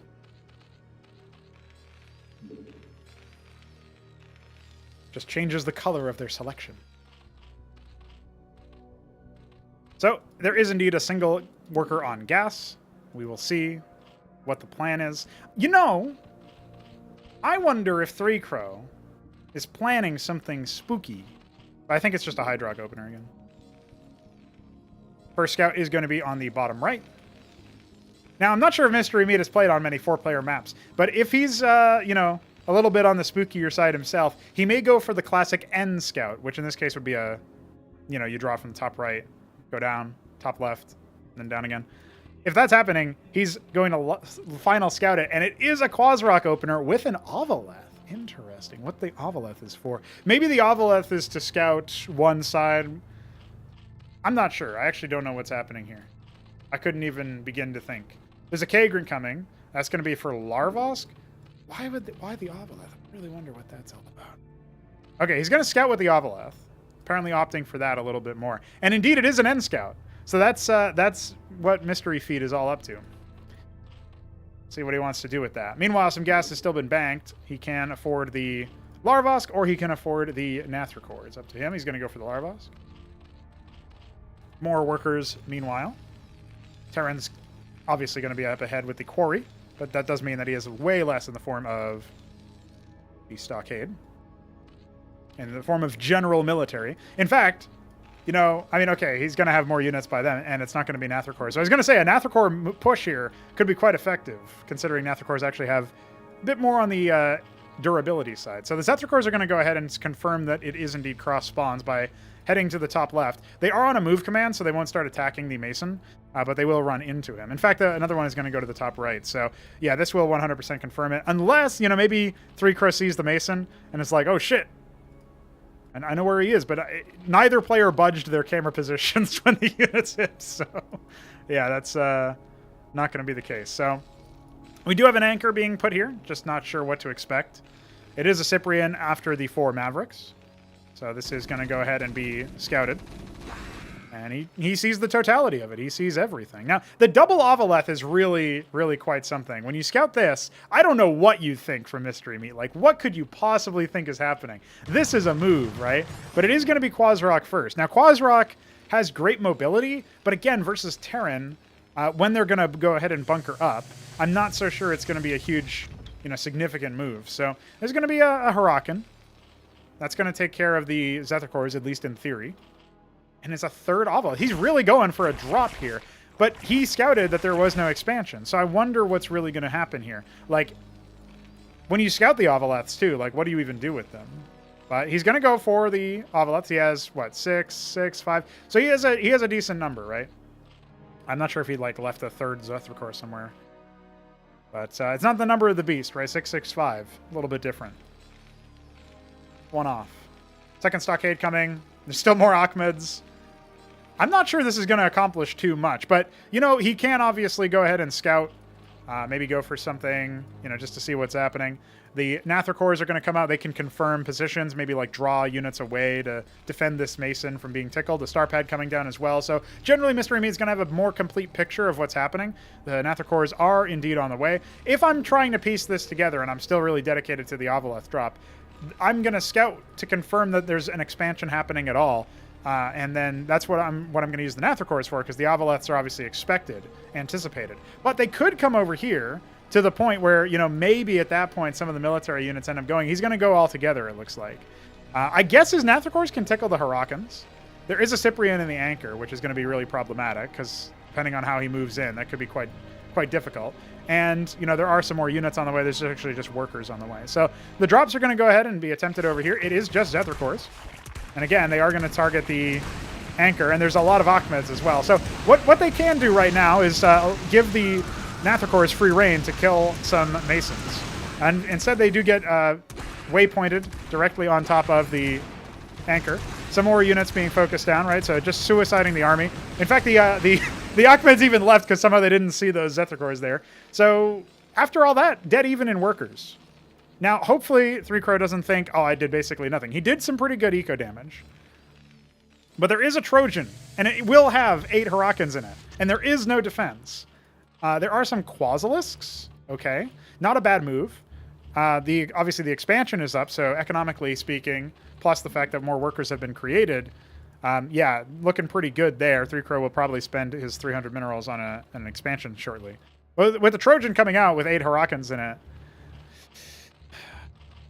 I fear for the lives of these Droleths, and considering he still didn't make his base, and he's moving out with the Quasis, or at least to the front line, you know, this is where you'd want to use the Ovaleth's big vision range to sort of like station around and try to anticipate enemy forces, but I fear the Ahmed drop is really going to absolutely smash. So a couple of them are being unloaded. Oh, the spin move to unload them. The Droleths are just going to attack Ahmed. Fuck you, Ahmed. A couple of them are already going down, and then there's the Burrow. Burrowed Flames really look like something else, but that's down to 6 workers, so that's not very many workers. Mystery Meat is a little bit silly there. Again, non-mining, base now on the way. Guys to immediately just droll up as much as possible at this point, right? So, yikes. That's a yikes. I never say a yikes. I never do a yikes. But that's a yikes. He's got another Trojan somewhere? Or is no, that's the anchor sound. I should probably make those 2 separate sounds now that I think about it.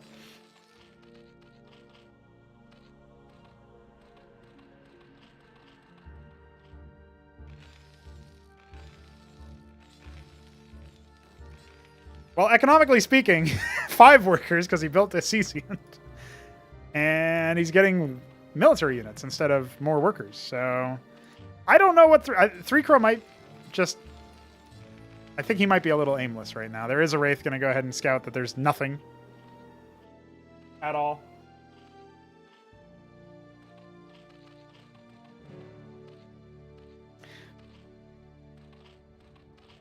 The Cesiant is here, but isn't going to be here for long. Obviously, the Nathicores can chase this Wraith, so I'm not worried about it doing damage. I don't know if it's possible to do any more damage. Oh, goodness. 40 to 8. That's pretty much the worker count at this point. Fulcrums, stockades. I mean, Mystery Me knows this game's basically over. It's a Circuit, obviously, for anti-Ahmed. I mean, it makes sense. I'm not saying it doesn't. It's just not what you would expect. I do like the burrow trap here for another drop attempt, but, you know, again, like, these are ideas. You had the idea to play the game, but I don't think you can with this amount of worker deficit. It would take a lot for Mystery Me to throw this away, considering he's going to go up to, you know, third base pretty soon. He's harvesting gas plenty, and he's going to go ahead and go for another drop, and 16 Hurricanes. I mean, they beat the Circuit. They probably beat everything that 3-Crow has, and then beat his workers afterwards for sure. So, yeah. Now, the Ovilots are starting to space out a little bit. This is sort of what I was talking about earlier. Definitely want to get some vision on the map and see what's going on.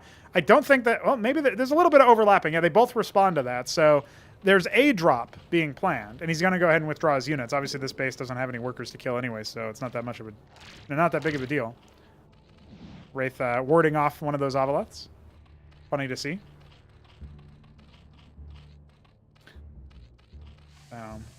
Yeah, there you go. It's going to go ahead and get hunted. Meanwhile, Ahmed lays claim to those units up there. The Zephyrcores can unburrow here to help. But again, there's Zephyrcores. So one Ahmed does go down.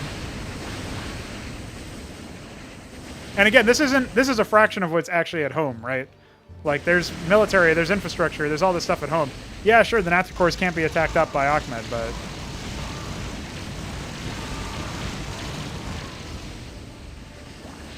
You lost your Nat. You got 8 workers to 52. One of them's not even none of them are mining, in fact. Ahmed is still out for blood. The GG is called. Mystery Meat, going undefeated in the opening 4 matches, will qualify directly into playoffs. And that means that Benno and 3-Crow will be facing off in the next match.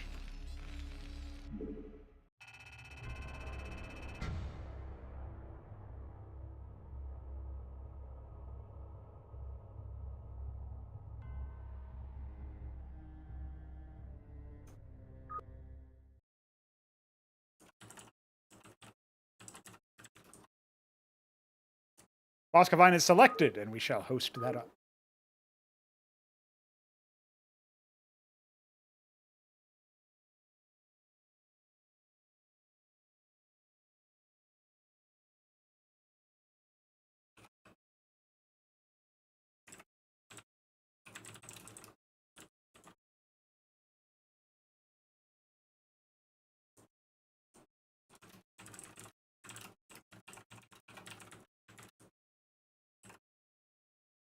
Okay, just letting everybody know what's going on. With Mystery Meat qualifying, that means that our future matches will be Benno against 3-Crow to decide the second place spot. Now, this does mean that we have 1, 2, 3, 4 matches here left to play. Yes. So...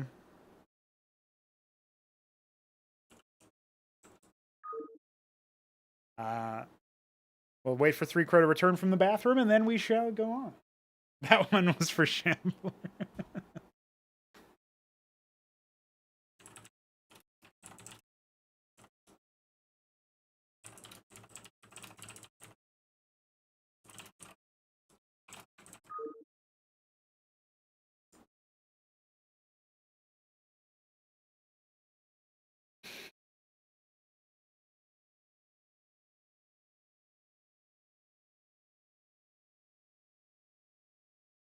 All right, Mystery Meat, welcome.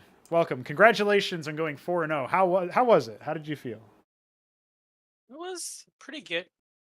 Um, I think that Maim Street one, I feel sorry for Benno, but he did yep, so Yeah, I know. When you pick Main Street, you pretty much always get slapped somehow. And also, one of the things I was noticing about that first match on Repulsion, that was probably the closest one where your initial composition didn't seem like it was cutting it even after you started adding cataphracts and such. Did you have a vision to drop cataphracts? Because I did see a Trojan there, but we didn't really see that turn into play. Were you just very quick to switch to Sundogs, or what was the thought process there? I was actually going to drop the cataphracts, but then he like started pushing into me real quick, Hmm. and I had like scouted that he had also had like a lot of static defense, so I didn't want to like do that. Right. And I figured that like the tanks were doing surprisingly well against the cataphracts, so I was like, I just have to like shimmy around him. That's what was my thought process. And then you obviously did do the big flanking maneuver down that high ground on the left-hand side and sort of pinched his attack force in half, which obviously, that was basically what gave you back the middle of the map. And at that point, I think he just never really scouted.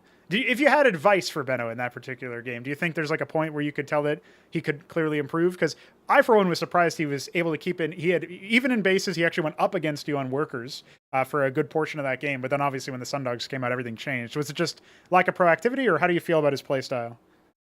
Um, it's like kind of hard because the Sundogs are pretty powerful in like, but like Cyprians also just destroy them. So I think if you just have to be scouting, Right.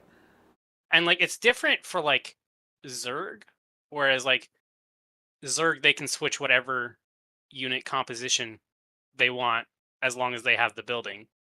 But like for like Terran and Protoss, if I lay down like 5 of one production structure, I'm using that production structure. Right.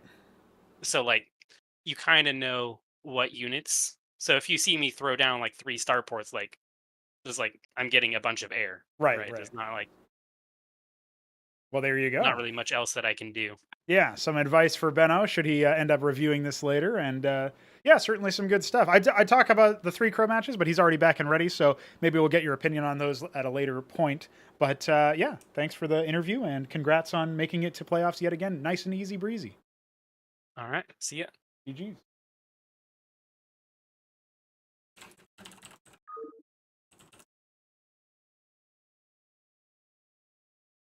And there you go. Some advice slash commentary there. Some thoughts that Mystery Meat had. And we shall now get started. More TVZ coming your way. Can 3 Crow defeat the Maverick Menace of Benno, who actually hasn't trained any Mavericks yet, I don't think. Or is that going to be it, right? Is that all we got? So 3 Crow will be in the bottom of Boskevine. This map selected by Benno, as he is the challenger, so to speak, with 3 Crow having played in the previous match, even though he was not successful. No matter who gets to pick the next map, which is, of course, the loser of this matchup, we will indeed be playing a decent number of matches. I think we're locked in for a minimum of 3. And that's assuming one player goes, what would it be at that point? Because, like, theoretically, we could go for a maximum of 5 with a Repulsion rematch at that point. Yeah, so we have to see one player get to 3 matches here. 3-match win.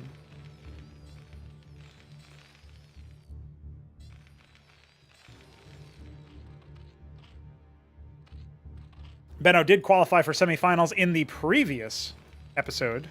Or it was semifinals. We didn't have quarterfinals or anything.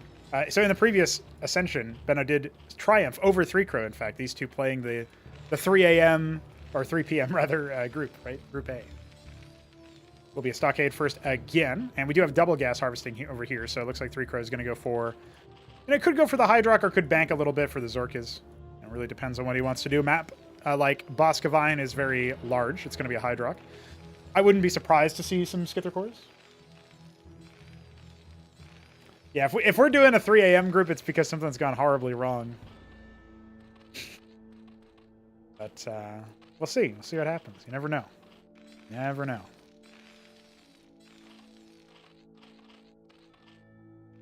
Maybe it's not really horribly wrong if we have so much interest that we actually have 5 groups, because, Group D would be at midnight, so that would mean Group E has to be the one. Stimmed Maverick will eat this Droleth up. Ah, can't fit there. is going to get annihilated. And the Hydrock Den nearly completed, with 3-Crow going for an expansion. The Mason will, of course, scout that. And I like this strategy. I like expanding versus Benno, because in this position, you know, we haven't seen Benno be proactive. We haven't seen Benno accept a call to, you know, fight me, dude. Like, I've gone for economy. Instead, Benno likes to just go for economy himself, no matter what, even if he's getting anchor rushed. So, you know, even when he scouts that he's getting proxied, he still keeps the treasury going.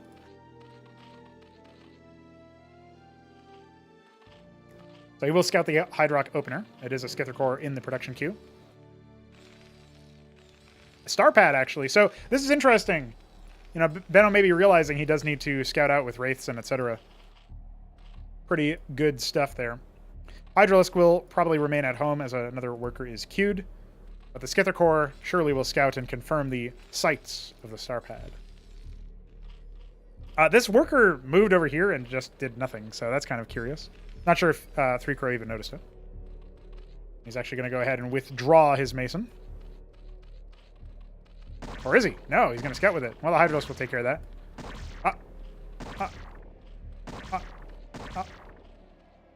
Oh.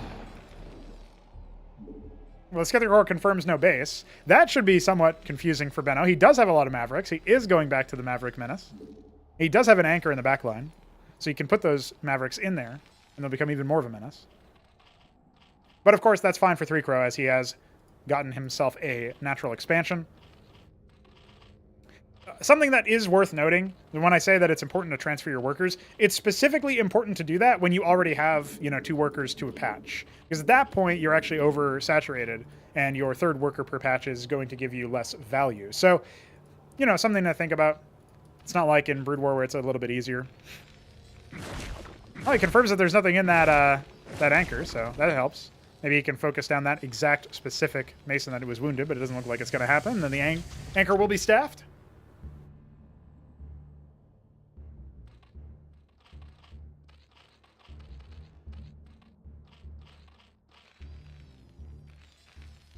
Going to be an Anseal first, so this is actually quite effective versus Hydrock openers. You don't have any splash damage. Yeah, the Zero Core obviously bounce attacks and stuff, so it hits multiple targets, but it's still not going to be bypassing the Anseal protection. So, not a bad move versus Hydrock, not whatsoever. There is indeed some Zero Core play happening here. But even workers, pretty much. You know, Zerg slightly ahead by 1, that's not going to last for too long. Might go even harder. Has some idle workers here. Desperately microing his Skither core just to confirm what's going on. And in fact, he's going to be in perfect position to aggro onto the Mason. And then get presumably shot to death. There it is. It's dead. But he'll confirm that a treasury is being taken, so that's still good information. Obviously, could be a little bit more on the ball there. He's actually going for multiple K-grunts, which is a little bit interesting. I mean, when he sees the star pad, he might be worried about Wraiths. One of them is indeed on the way. And again, there is still a blind spot. You want to be able to cover your, like, as much ground as possible with one K-grunt, especially a Zerg. You really don't want to be, you know, leaving a massive blind spot and then having to do multiple of them. But it's actually going to be a Circuit on the front. Oh, he thinks there's a drop. That's interesting. So it's going to be double circuits for anti-surface, but, you know, then he can maybe just rely on Hydra's stationed over there to deal with, you know, small numbers of Wraiths or whatever. Quarry coming down now for the main, as well as presumably at the natural momentarily here, although Benno is lacking in terms of gas.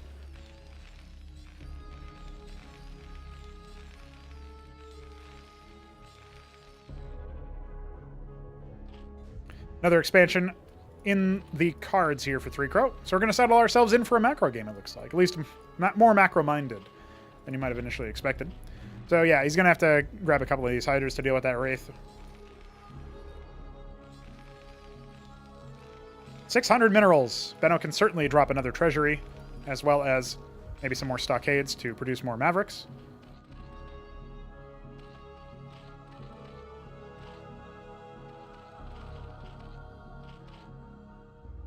I like that Benno is trying this. He's practicing the whole Wraith scouting pattern. You know, realizes it's an important deal. Maybe even more so in the context of, you know, versus Z, or in an unfamiliar matchup in general.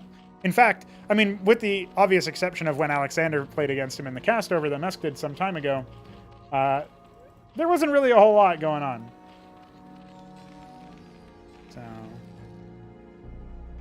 he hasn't really played against Zerg too much.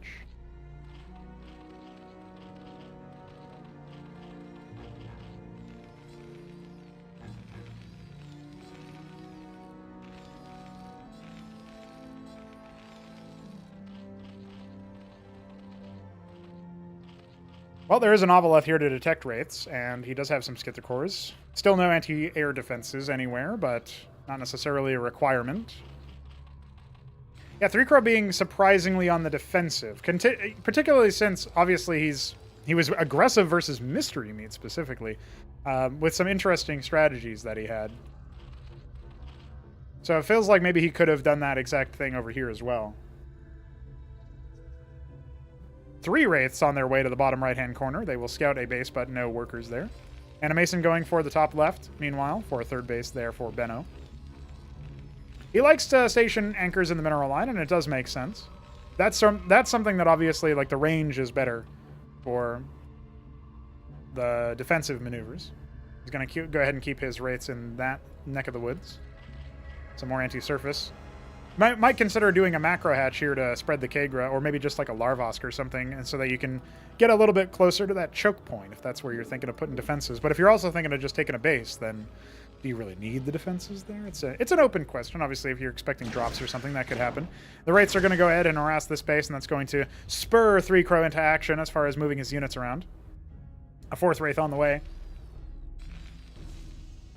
Again, Benno continuing to set up additional bases, set up additional forces, train additional units. He's got a 2nd stockade pumping out. More Cyprians. Again, more interested in the Cyprians these days. Actually, those Wraiths end up evacuating, so they're not going to be doing too much more.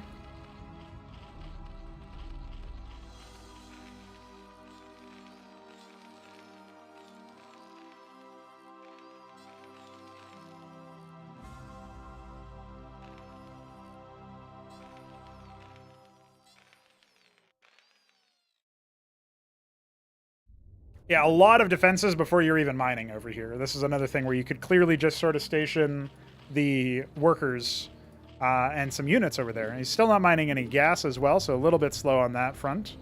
Gonna go ahead and grab a Spraith back there. The Wraiths are gonna go ahead and move their way over here. Now, the Ovoleth will spot them, so that will at least give Kian some information.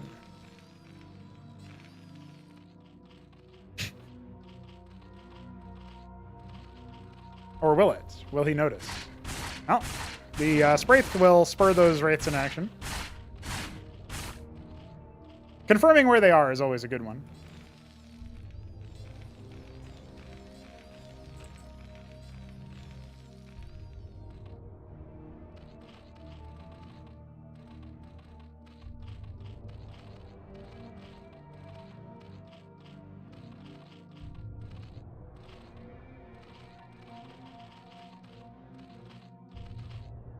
Hi. Ladies and gentlemen, welcome to the casting booth. It's Cat2 Mask. What's up? I just woke up. I see some Wraiths. You do see some Wraiths. So to get you up to speed, this is Benno versus 3-Crow. Mystery Meat went undefeated in the group to qualify, and we are now going to decide our second place. Benno is just putting down his Atlas. He went for a star pad after his stockade, shockingly, and started to do some scouting, so he's being a little bit more proactive, but 3-Crow does have the base advantage, even if he doesn't have the worker advantage, and he has really heavily committed into static defense on the right side of the map, while going for just a Hydrock opener for now, and not really saturating his gas, although I think he's corrected that for now, but obviously has access to this base too. You know, the first thing I saw was Wraiths, and the second thing I saw was Kian saying, I really don't want to deal with Wraiths. Yep.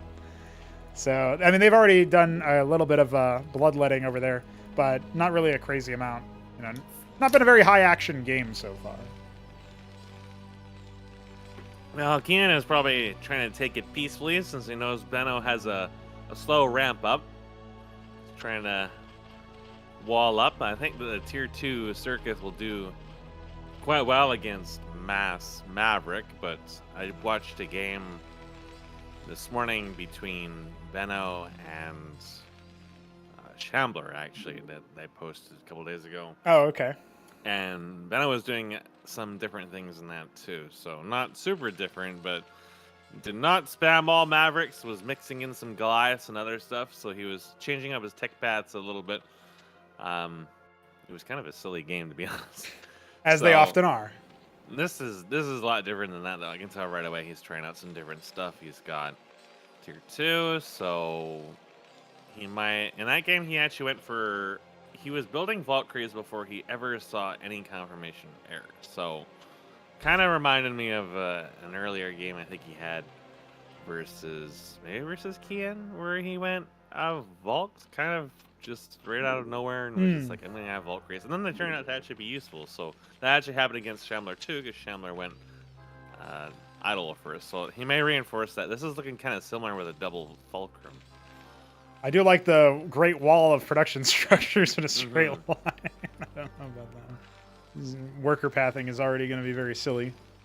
But yeah, he's already taken his 4th base. And now 3-Core does have a tech up as well. He's not using it yet, but it is something that he has capacity for. He's still going for more static defense. Like, every Kagrant, every single one is a worker. So he could be up like 10, 12, by the way, workers or something. Maybe more. Probably a lot more, actually. Right now he's currently down 15. So, like, not an insignificant loss in that department. So he just wants his comfort blanket of Kagrants, so... Yeah. Now, Benno has... Kiangrants. Benno has not really done too much with the Wraiths. Like, he started by scouting them around a little bit. He could certainly be suiciding 1 or 2 of them every now and then to see what's going on for the tech. I say suiciding because there is an Avaleth and there is a detection on the Iral Iris, so, you know, something to think about.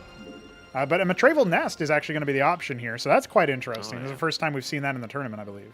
It's a good choice. Oh, look, he's even got hand seals. I'm so proud of Benno. He is learning. He is learning. He is doing everything he needs to do, but he's in such a dire situation because the second we start seeing hordes of Fulgoricors, Matroleths, anything like that, with something like Bactylisks, what he has right now is not really going to do anything besides feed Kian's rampant expansion. Oh, no. Oh, okay. A lone Cyprian charges forwards. All right, so... Gotta be careful with that Anseal, or he's just going to offer it to Kian's hungry hippos hiding there in that corner. Yeah, Zero-Core really struggling to get some shots off. Yeah, the Anseal is going to be the one that gets focused down, but it's all superficial damage, right? At least you zone it, you can pick off some of these infantry units. But look at the military in the top right. Like, 3-Core was really banking on not needing to do too much. He's got upgraded circuits, though. This is what you want against a large number of very, very squishy, relatively short-range Tier 1 units. That's true. I think Kian is quite safe right now, at least until the Phalanxes come out. He has upgraded every single one. Yep. At least in those bases. Benno, on the other hand, has like 4.5 thousand minerals banked up. So while you might be a little upset by the fact that Kian did just spend all of his money on literally all Tier 2 defenses all across the entire map, Benno hasn't spent that money at all yet. So Kian is also filthy, disgusting rich in spite of all of that. God, that's going to be a massacre if Benno just walks right into there. And considering what he's done versus Alexander, I think maybe it could happen. So. It could happen. I don't know. You know, Benno was very skittish in the early games where he'd get tickled by like one word and was like, no, I don't want to get wet. Right. Like that has happened a few times in these kinds of games. Testing the waters of a bathtub and being like, nah, I didn't want any of that shit. But on the other hand, if he just sets up with Phalanxes, then he kind of forces Kian to come out. But it looks like Kian might be getting Bactylisks there. It was a large number of eggs at his forward base. Yeah, they are indeed Bactylisks. So that will give him quite a leg up versus the Cyprians. Of course, if they can close onto the Phalanxes in siege mode, that will obviously cut all their armor and make them a lot more vulnerable. But in that There's a number, lot of Phalanxes now, so he's going to need more. He's going to need a lot more. He's going to need something to close the gap or occupy the Phalanxes. And what better way to do that than with Vilgoricors or Eusthaleths, but he doesn't have that structure. But, you know, something like that. Matroleths would still be good, too, because if you get his infantry to move forward ahead of the tanks, kill all them, you spawn all the brood spawn, you're going to have a lot of them. Oh, yeah. Only that you got to do quite a bit of damage to the Cyprians, otherwise they're just going to get murdered. But...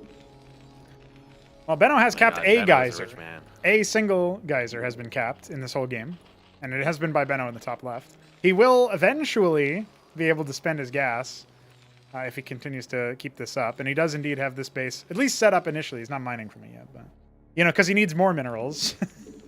Yeah, it's not Mavericks, it's still Cyprians, so usually we would see him transition into Mavericks at this point, because then he'd start banking for tier 3, but Right. not the case right now. Also, if those Wraiths fly into there, it is going to be a massacre. The Wraiths have been...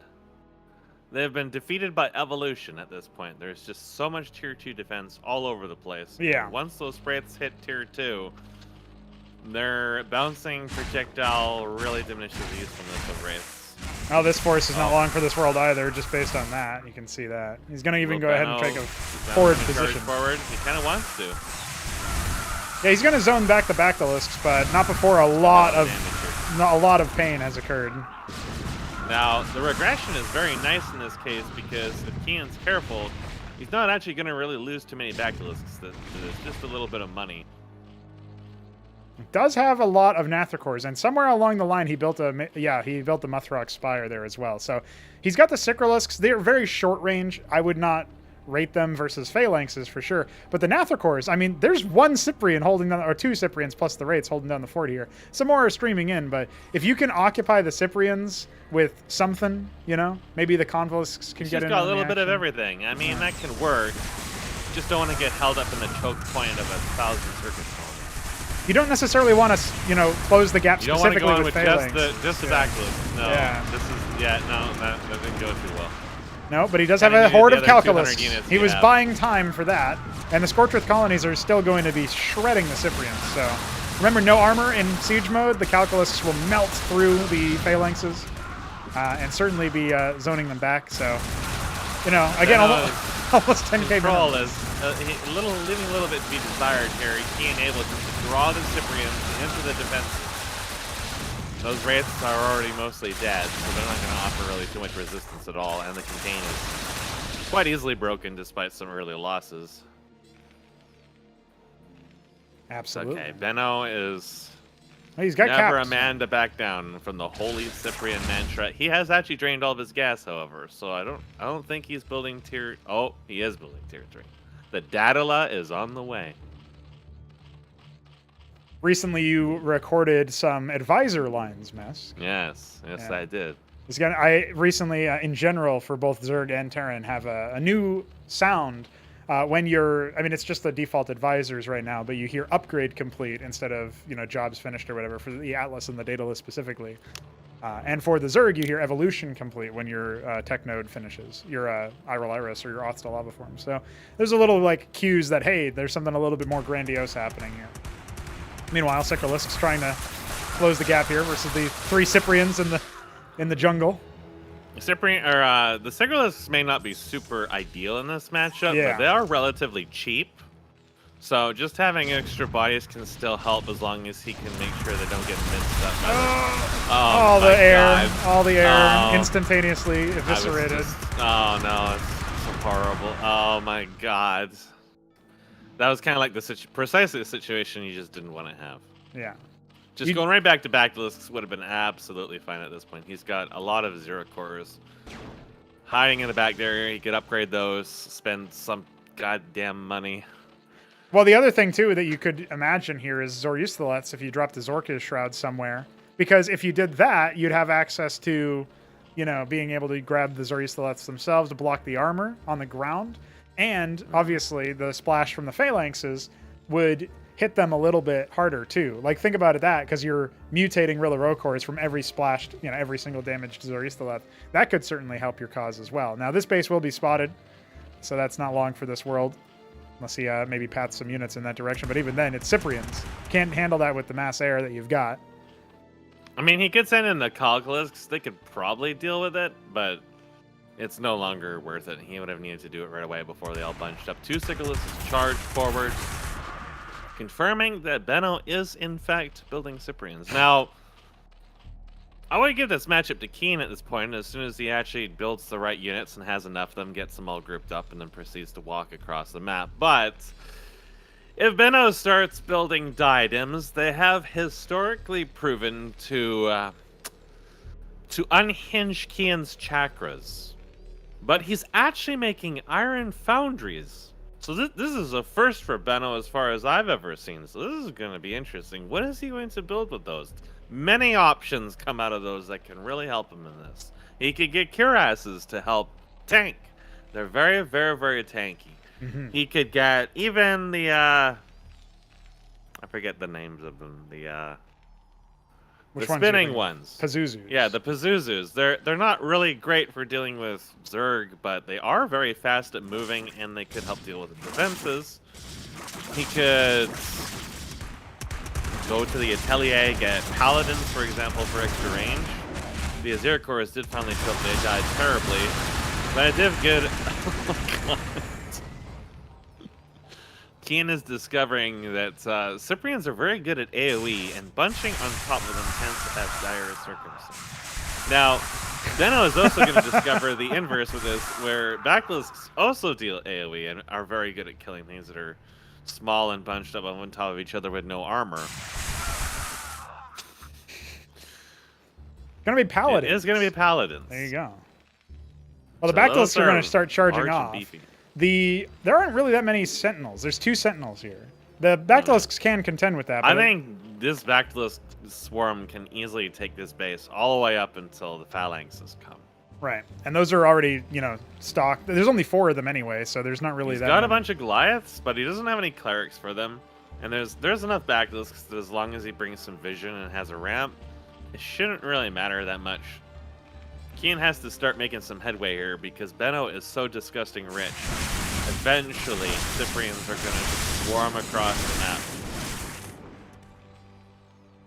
I was going to go ahead and make the charge. The Azir cores are going to take the initial fire. They'll even distract the Sentinels, and a lot of them are going to stay alive long enough for that to be a real thing. Now remember, this is all the same height level technically, so the ramp doesn't really help them in this one case, but the positioning in general, the Cyprians having to move around to that choke point, that's going to be really massive here if the Sentinels, well, as long as the Backlisks actually turn and fight, which they are starting to do. This is going to be very disgusting. This is a little awkward positioning because some were shooting over the ridge at him and he was taking a bit of damage, but the rest of them are all bundling up into this enclave, just getting absolutely annihilated. I don't think those phalanxes are even coming. The Goliaths are coming. Losing those is going to sting just a little bit in as enormous coffer is, but it's all the beef that he needs to hold out for those Paladins when they show up. Losing them now is going to set behind his composition a little bit.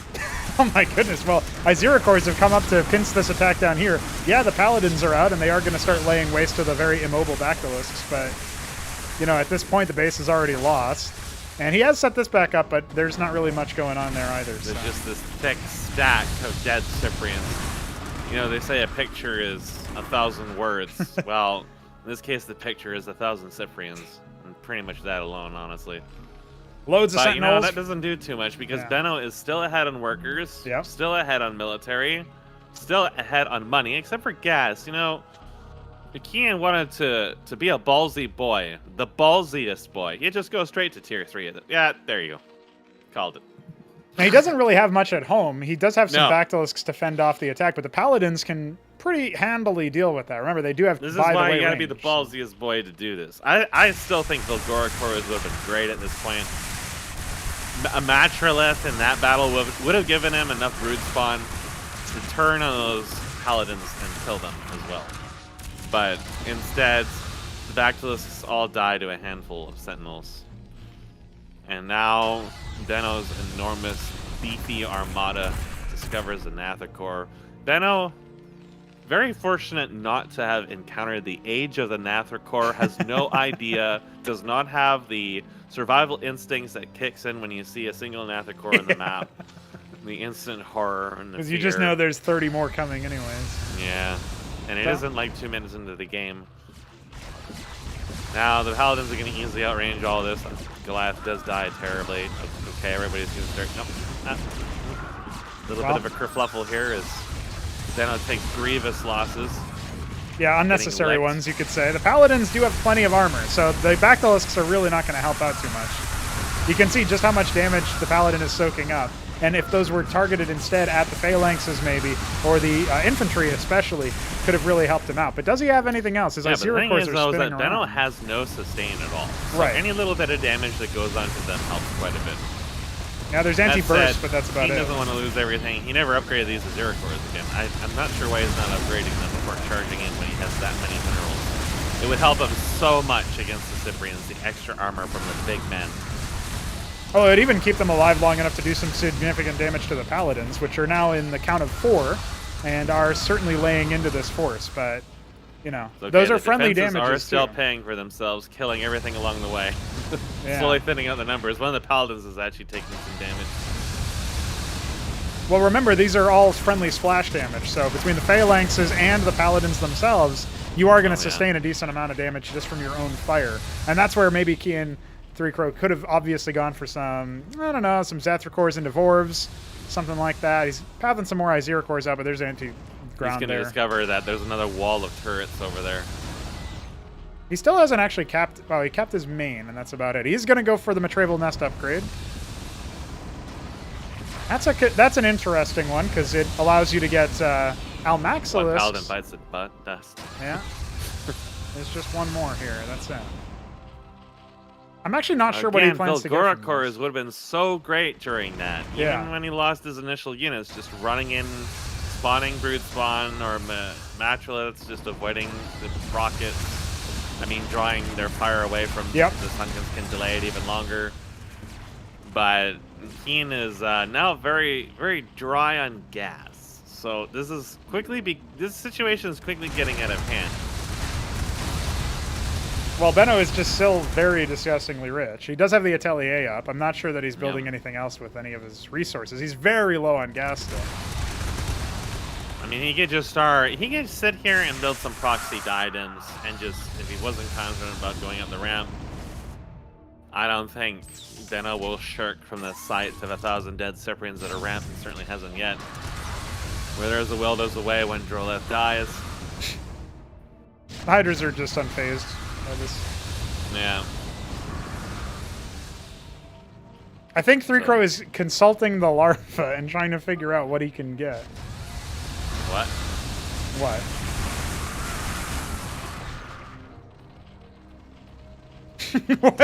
What? What? I can only imagine what he's... That's a good question. That is a good question. I mean, the As he Cyprians are still dies, dying anyway. miserably. So, even despite his lack of control, Benno is totally fine sending more and more men to their deaths.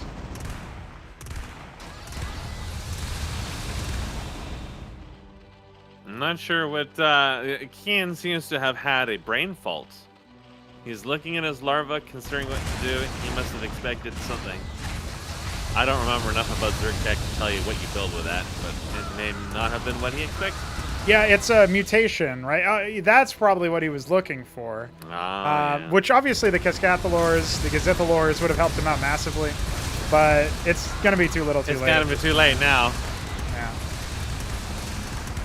The horde of paladins is charging forward. Again, you can tell just from the friendly damage alone how much melee units in general would have really, really helped 3-Crow out at this point, but Yeah. was not to be. And again, there's still almost 12,000 minerals, by the way, for 3-Crow. But he's about to lose his leave roll. It's okay. He has some skiths. Skiths also cause certain weak-related individuals increased heart rate. Again, he could have flown those now over that- the Paladins for Yeah, splash. You know, that's That's another. what I was expecting. There's but just at this stage, it probably wouldn't have made a difference, right? You can't imagine that 3-Crow There's can too many necessarily of come them. back from this. too many Cyprians.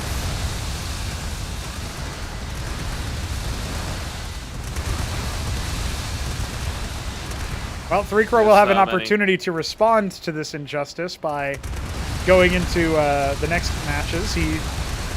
Benno needs to get up to 3 wins, or 3-Crow needs to get up to 3 wins in order to qualify at this point.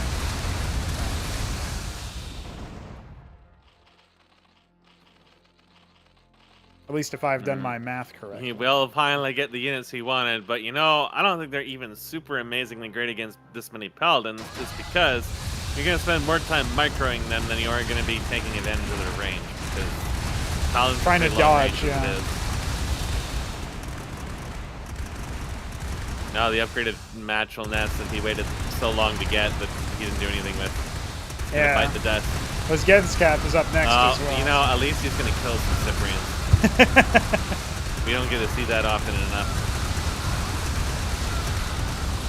Well, the Paladins are clearly something that Benno is happy with. And you can see the Gizabulors do some damage to that, but again... He needed more, he needed them sooner, so Yeah. maybe he...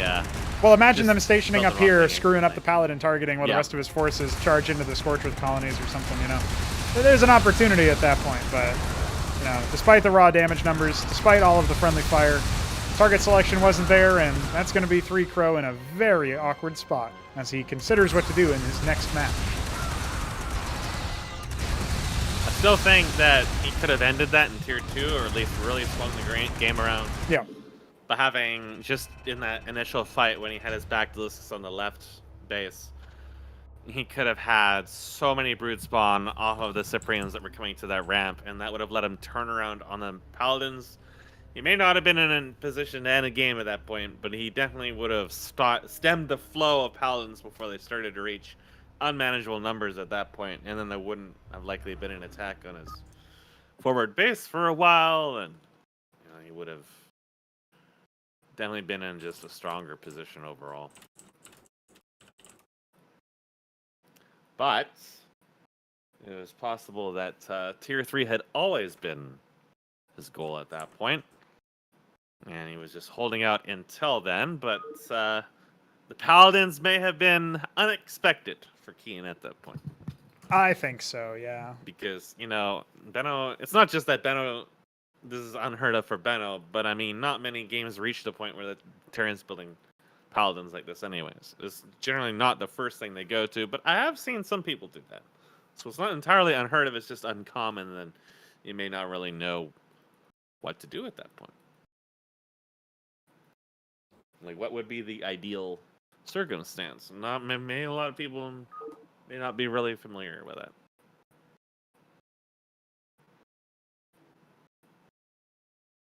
It's definitely a different kind of vibe when you're not really sure exactly how to, you know, progress, and maybe it's been a very long time since you've actually gotten to tier 3 as Zerg, you know? It's not something that actually happens too often, but we'll go ahead and get started with our next match. This is on Death Spiral. It's a map that I was able to create recently, and I felt it was a warranted replacement for Crossguard at the very least to check it out.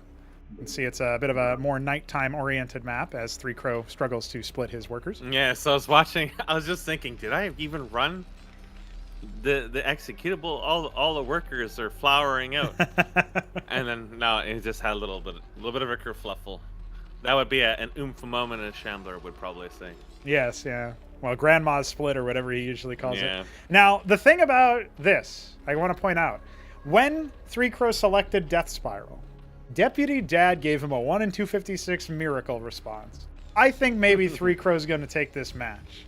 That's what I'm I not think. familiar with this map at all. Yep. Oh, yes, no, I've played on this map against, was it Beaver? It might have been, yeah. I think you did. But it might have been the version where both sides were the same texture, whereas obviously I've swapped out the tiles for the left side. I did some very dirty things in that match. I wonder if Kian will follow my example. Okay. You The want very to... first thing I did is I walked into his base and I built a pylon. Okay. 4 or 5 wardens later, I killed some workers. Where did you build it? And then I went to Drakenins. I spawned where Kian spawned. Right. And I literally just put the pylon right next to his resource. Oh, okay. And there was no reaction? Oh, there was. He had to pull workers to deal with it. So it was extremely prolonged and very silly. Gotcha.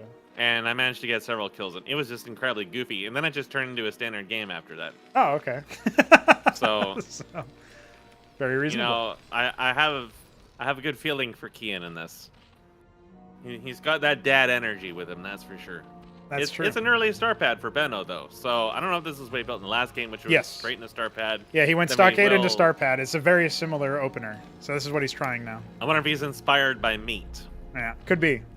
Very Meat style. Meat was using a lot of raids, so he's just spamming like crazy. Well, you know, the spam is always interesting to me because spam is obviously for like warming up your hands and getting into the tempo.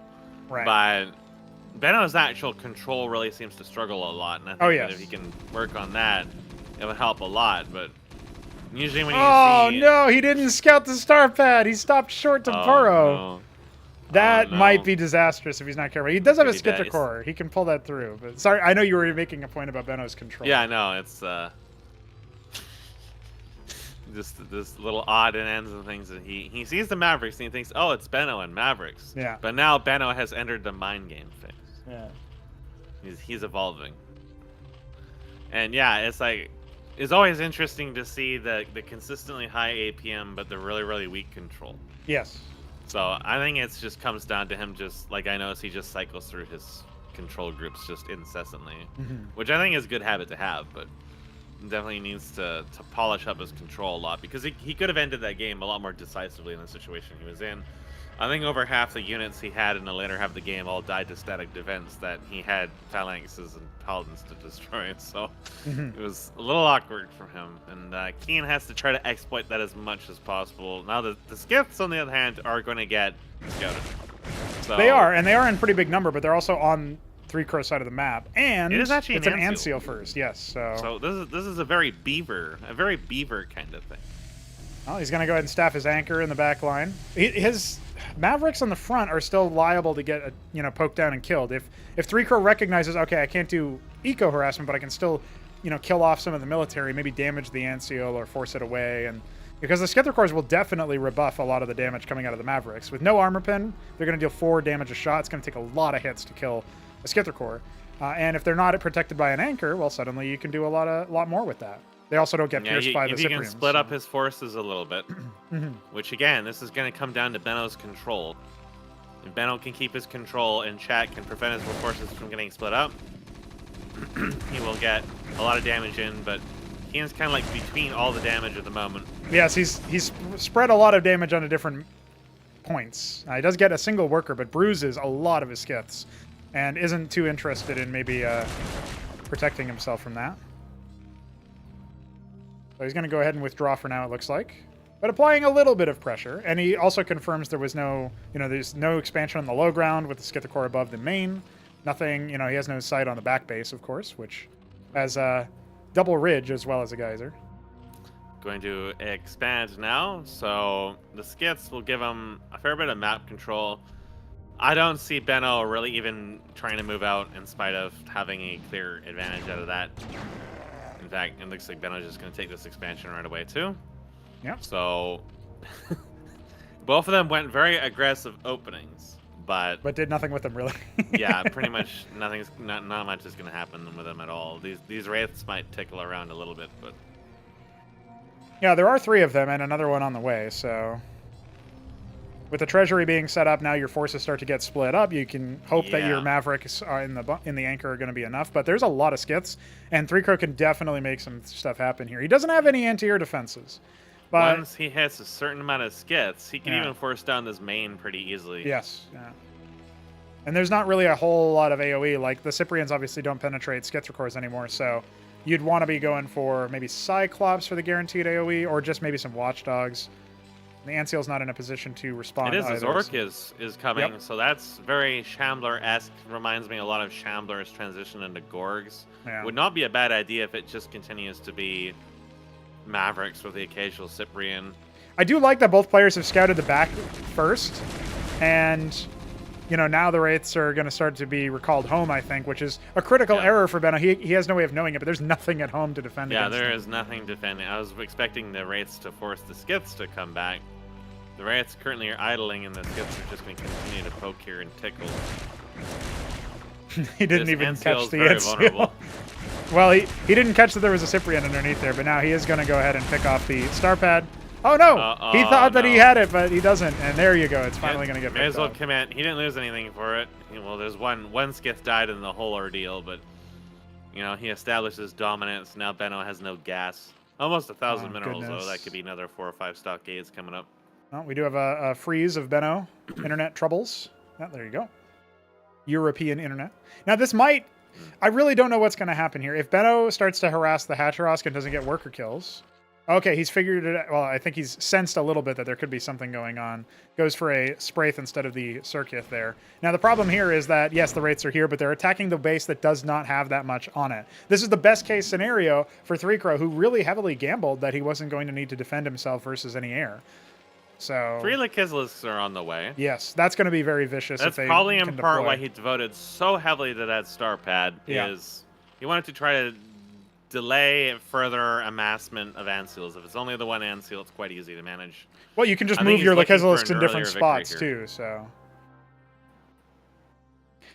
Particularly the way that I think something that you missed is a match that happened earlier between Mystery Meat and 3Crow, where 3Crow was capable of attacking early on, doing some pretty good damage, but the attack could have gone better, and it was a double Lachesis drop with some Skithicore backup that he targeted a setup, like a third that was being set up by Mystery Meat on Equilibrium. And it was a pretty good early showing. So Benno is unfortunately having some problems trying to connect into the game. We have not World dropped Wide him Web. yet, so we'll see what he says. He might have. It's possible that you get dropped without actually us dropping him. So, like, depending on what he's doing, we might have to end up replaying, which would be tragic because it was an interesting game being put together here. Mm-hmm. But we'll see what his net is like.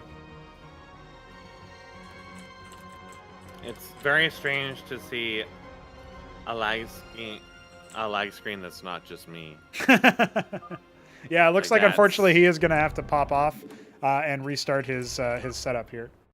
So we'll go ahead and remake.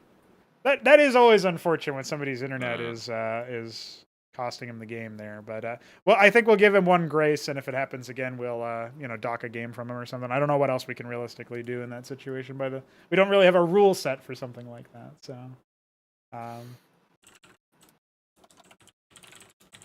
It happens. Yes, it does indeed sometimes happen.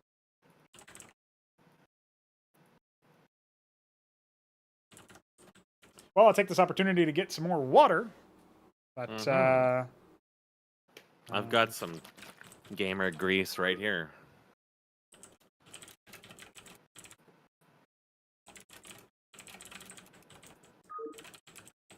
Well, we did go through that game without Kian showing his Lachesis. yes, he so that part is not hypothetically going to be could do that. He hypothetically could do that again. right.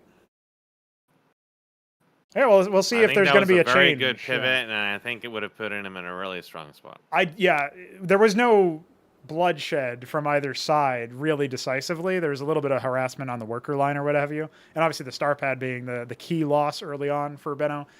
And yes, 3Crow, you can look at that game and think, okay, he was in a decisive position, but we don't know what would have happened. It's like the other thing to think about is if it's very clear that like one player is decisively winning, something like that forward base in the Boskevine match falling for 3Crow and then he starts lagging. Well, yeah, probably that you call that in favor of Benno, I think, sort of like refereeing or what have you. But that one was interesting and definitely seems like it was 3Crow favor, but you can't call it decisively. Like maybe Benno would have been in the right spot or 3Crow would have botched the macro or something, or the micro rather. I mean, both of these players. I Not think at the macro very focused. least, Kian is probably going to try to scout a little bit better than that, just in case, because now he knows that Benno's doing different stuff.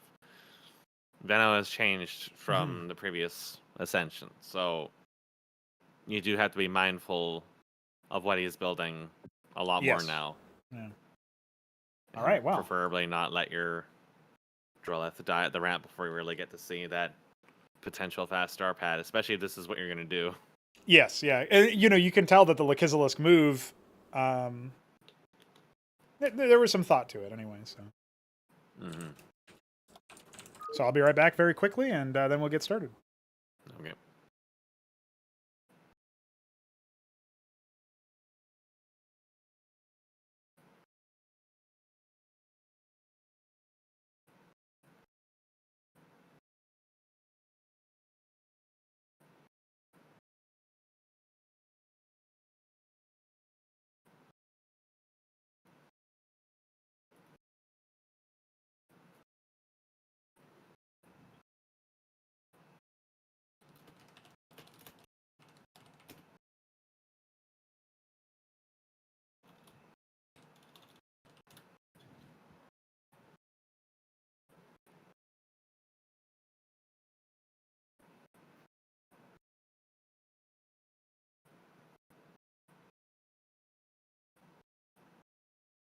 All right.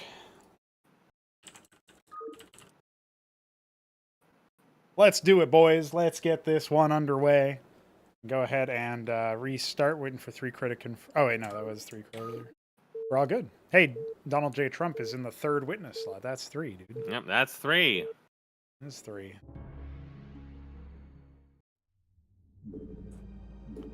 I think, it just occurred to me, we can probably skip the briefing if it's a, melee map. The only reason that happens is because of its use map settings. We can probably skip that, actually. I could probably get DF to do some sort of wizardry where you read some trigger comment that skips it or something. Anyhow, we are jumping straight into the match. We have different spawns. So that's going to be interesting. A Celadon Terran for Benno, Light Olive, Zerg for 3 Crow. And 3 Crow, talked about spamming APM in the early game to stay warmed up. Well, he's a man after my own heart. A couple of matches, he started off at 400. I like to get to 1,000 before I cool it off personally, but he likes to cap it. You guys really have no respect for arthritis whatsoever. Just do a lot of stretching, man. Make sure to. Man, I do stretching. It doesn't help. Once you get to that point, there's no turning back. Right. It's all right. This is how it starts. You're chasing those big numbers just like Bitcoin.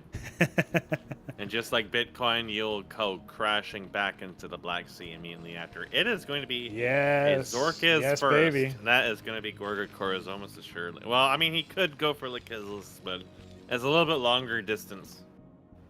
Well, 3 Crow did try a couple of unorthodox strategies. He went triple Ovaleth for a 6, 6, and 5 Zethrakor drop against Mystery Meat, who just built Ahmeds. So it wasn't really effective, but it was ballsy. So he does try to do some really interesting off-meta things. But that being said, still very interested to see what happens here. He's obviously harvesting gas from the geyser, but not the ridge. Kind of makes me think it's going to be the Gorgorkor, since it's going to be less overall gas to get that and an Ovaleth. And you can kind of sustain that a little bit better. But indeed, it is going to be pretty much similar scenes here. I think Benno's going to drop his star pad shortly. He can't afford it after that.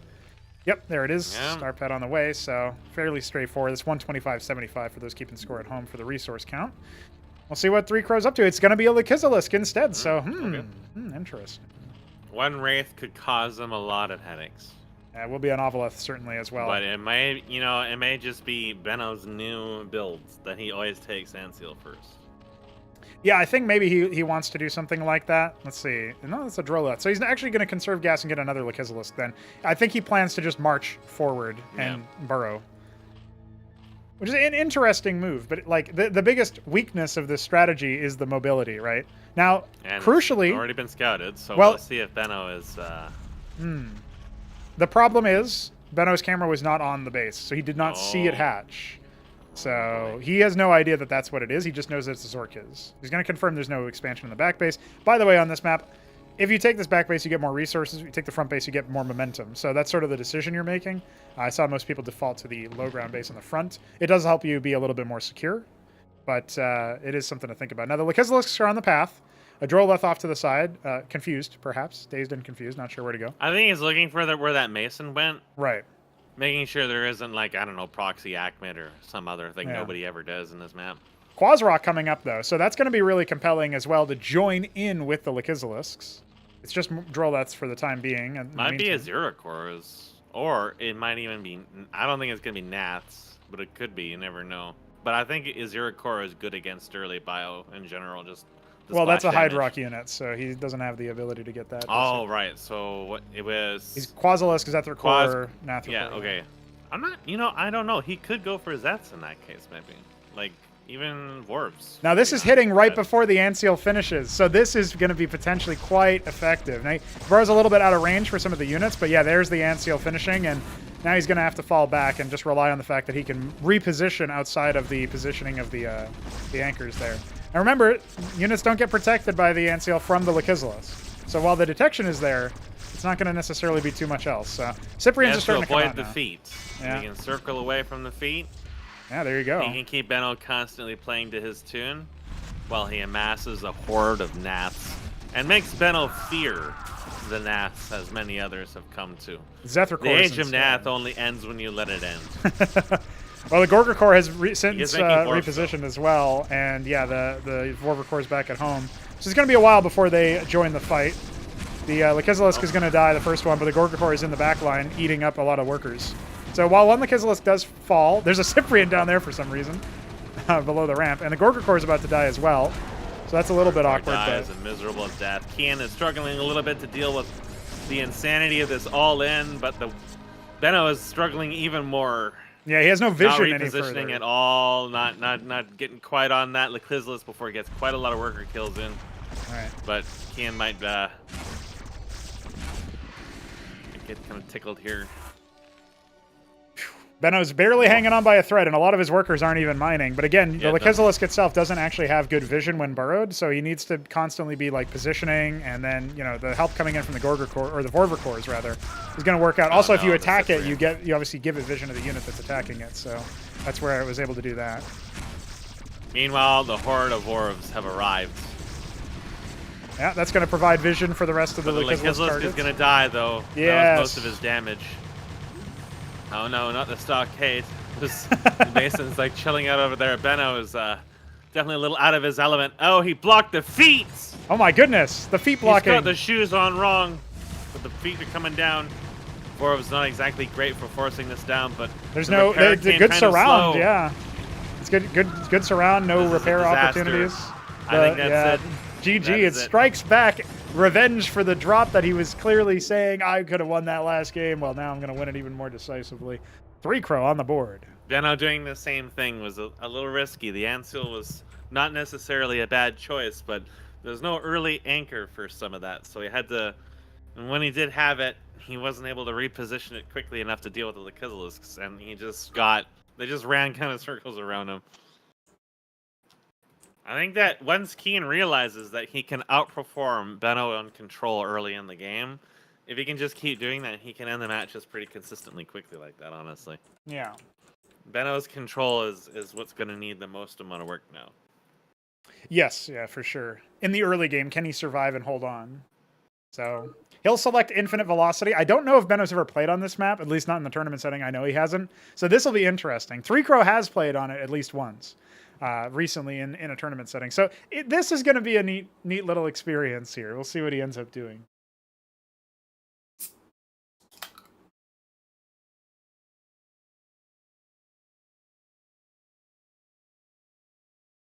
As a reminder for those enjoying the action at home or wherever you may be, remember that we indeed have more Ascension for you. We've got 2 more groups after this, and Mesk is even playing in the 3rd one. That's 3. So we'll get into our next matchup here. Benno and 3 Crow vying for a playoff spot. 3 Crow actually has been as I made a roll for it recently. Not only is he a coffee king, but he's also a, what did I call it? Prize pool pal. He's donated some money to the prize pool. So that's 3. He wants to get a part of him, his own money back by placing into the playoffs. Rolls. Yes, that's also true. He's got a lot of them, I think. So this is a little longer of a map, but you've got those Nidus canals that I'm not so sure if Benno is going to be.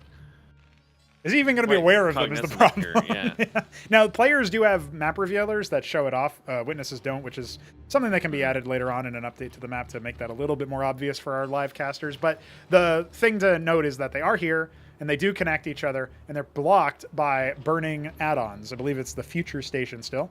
I was suggesting Hadron instead for more HP or something to that effect. But some draw throwing shenanigans there, like a little ritual that Kian performed. So yeah, those are burning buildings. You do have to destroy them. It could slow down some cheese a little bit, but Kian will know this map definitely quite well. We played a fair bit on it, and he will have seen all the casts on it, and I'm sure he'll be quite aware of the Nidus. And it just really would not surprise me one bit if the first thing he does is he goes and brings his Lakizolisks over there. And if this Drolith here may start getting some damage out. So there's a little bit more, there's more there than when we last saw it. I see that additional future stations have been added. I think that even having the Drolith here at this point is worthless. It's just Lakizolisk Splash will probably hit all of them, I imagine. Yeah, that is true. I mean, maybe it'll only hit the back 3 or 3 at a time or something. But yeah, I'm not sure what it's going to be, right? He does have enough money for a Lakizolisk now, so he's going to go I'm pretty sure Benno's not aware. He doesn't have any scouts over there. He doesn't have any. He has 2 Mavericks. Now, he's kind of sitting here for a while yet. The star pad's coming, so it's the exact same thing. So he's kind of like, I feel like he's fallen into the inverse trap, where he's got a different build, but now he's doing it every single time. Yeah, similar to what And he if- did before. Once Kian realizes that, it's going to be the exact same thing. It's double the Kizilisk is coming. One future station has already been sent to the past. The second's going to join it soon. And remember, yeah, this is like, you know. This is going to catch Benno off guard Yeah. so badly, I feel like. They're literally just going to walk right through his base into his mineral line. Well, he does have vision of it. Again, the map revealers are there, so he should know that it exists. It's He's just, not even familiar. He's unfortunately, his scout is over there somewhere. He did not go to the ramp. Oh, Benno. Oh no, Benno. Well, the second man. Lekizilisk is ready. And at this point, the structures have indeed burned down, so. Now What? he's scouting here, making sure there isn't feed or something awaiting him on the other side. There is nothing awaiting on the other side. Oh, there's not even Now, an it's got to Anseal be queued up. Kian's time to charge in. I think the Lekizilisk cheese is just going to do it. There's not even an Anseal here. He's got to move in quickly, though. He's idling at the moment.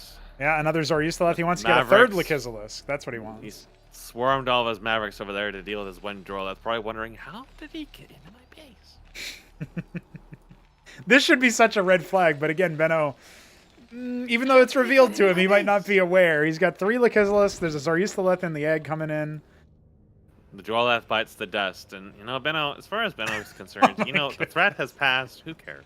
While the anchor is being set up, and you know what? The Lekizilisks are going to get. Oh, I thought for sure they Oh could have no, gotten stimmed he on moved there. just at the last moment. Yeah, the Anseal's about to it's a finish. This isn't disaster. as bad as it initially looks.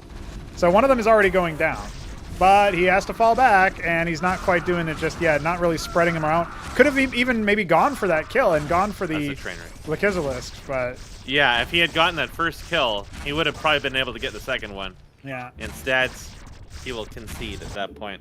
You know, the No other thing that he feet, could have no done life. is gone just queued a Wraith, either in the early game before the Anseal or right after the Anseal, and then you can just put down consistent damage when you've got both of them. Yeah. It's not like the Lekizilisk's The going to attack Wraiths are up, very so cheap, so pretty as long solid. as he can keep them from annihilating your Masons, the Wraith can tickle them to death.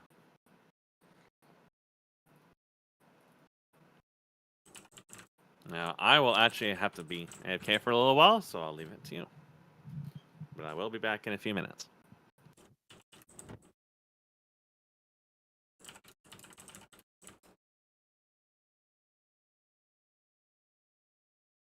Well, while we wait for our co-caster to arrive...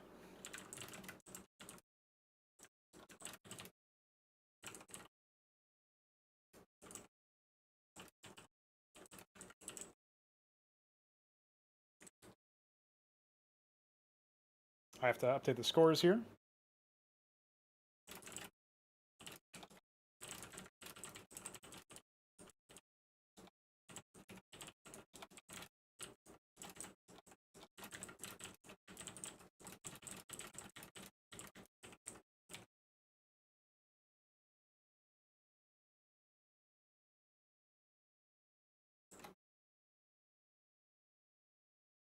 I think Benno thought he was it was over and he was eliminated, but that is not the case.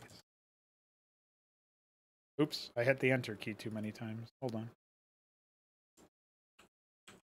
Actually, I didn't, but Photoshop is really bad.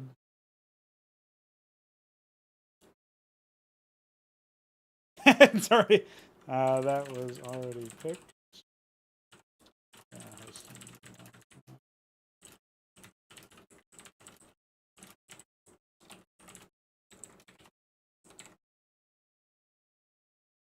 So this will be another map that I don't think Benno has played.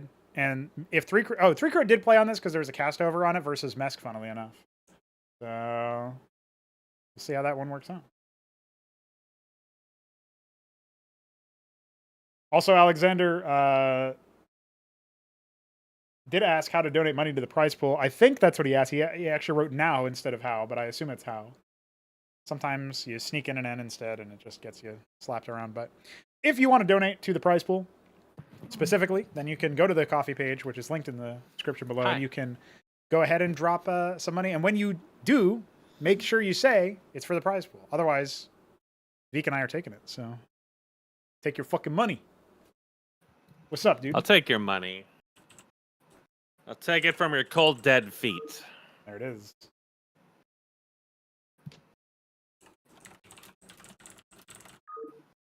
That's 3.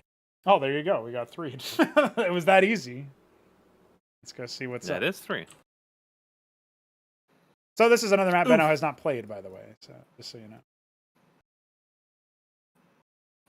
So this is Nemesis Station. This is a map I played against Shambler on when I was extremely tired.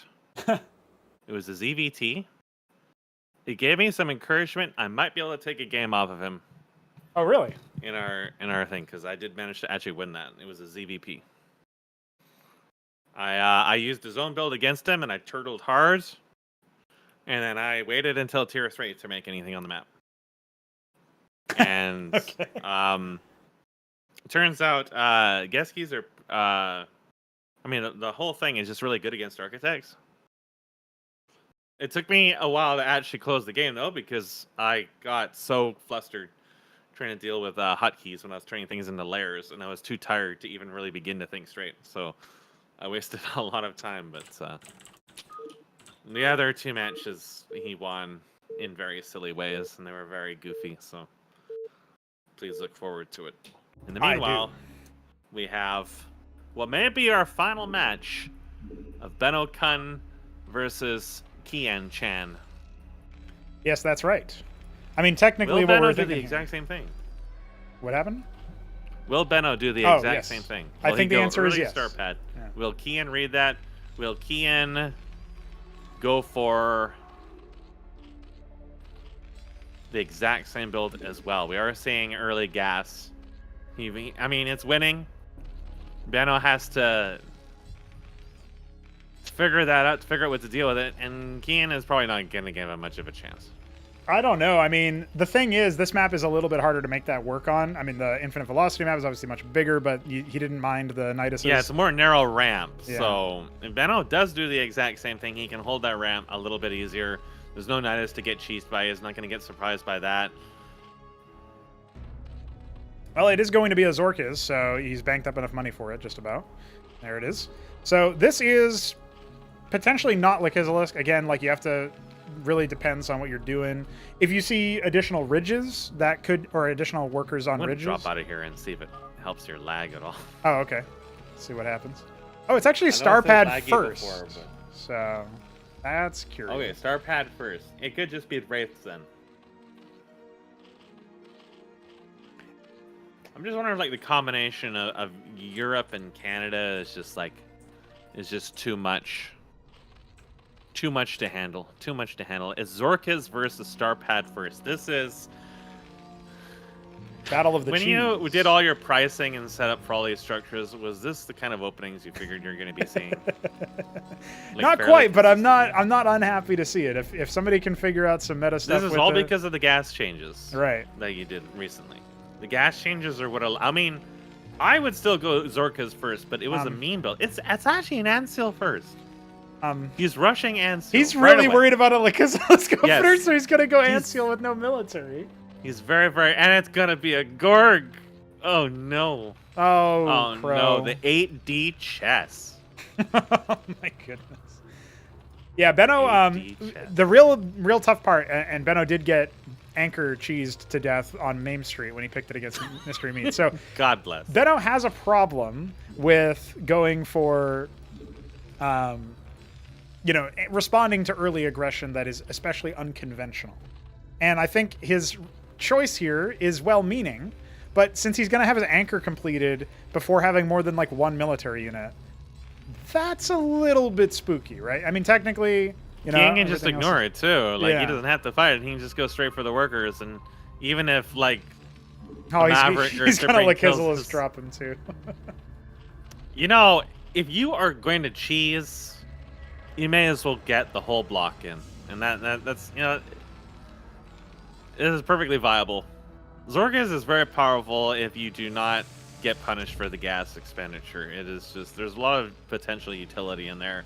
I mean, even as our Uselets being able to spawn now, there are ways you can just get random units that will help you. I don't think it's super useful against anchors or anything like that, but maybe against, like, you know, Protoss, where the individual hits being wasted on Brood Spawn is more important. Now, Starpad has lifted off. The feet do not exist, but in spirit, it's just one Cyprian.